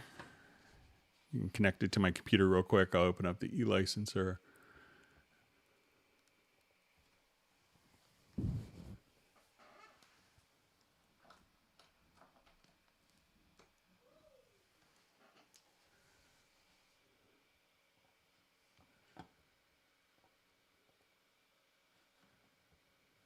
So here's my studio e-licenser.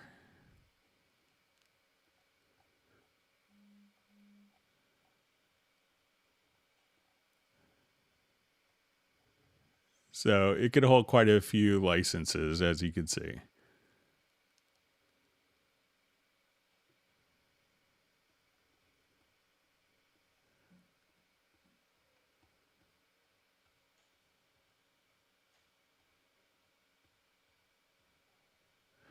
So just give you a little bit of idea. So.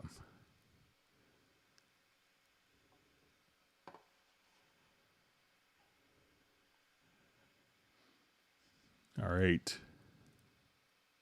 So just see question, Greg, you plan to do the logical editor and Zoom on the same day? Just checking April 30th. I believe so. So that'll give me some time to prepare for it. So yeah, I want to set up like a number of different conditions. And if anyone wants, like, I wish that the project logical editor could do this, or how to do this, send me your questions on that and be happy to go through without any problems. So, all right.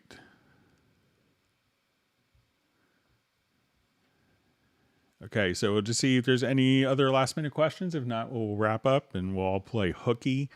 I feel like we're skipping the last period of school here on our Friday.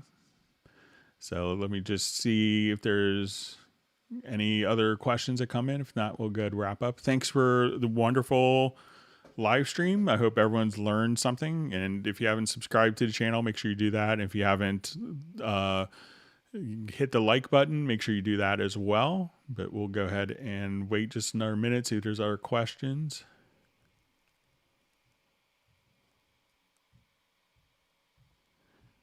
See, people have Studio E license or Drool. So it's taking me a long time to collect all his licenses. So.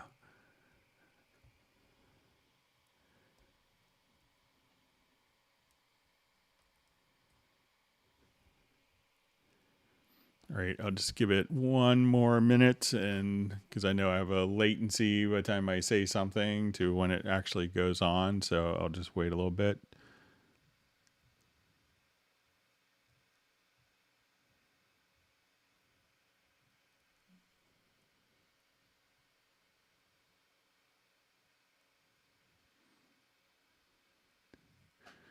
Okay, so with that, I'll just wait for my latency to catch up, and we'll wrap up. Okay. All right, so I'll go ahead and say goodbye. See that Gareth has more tunes coming soon, so I'm looking forward to playing some bass on them.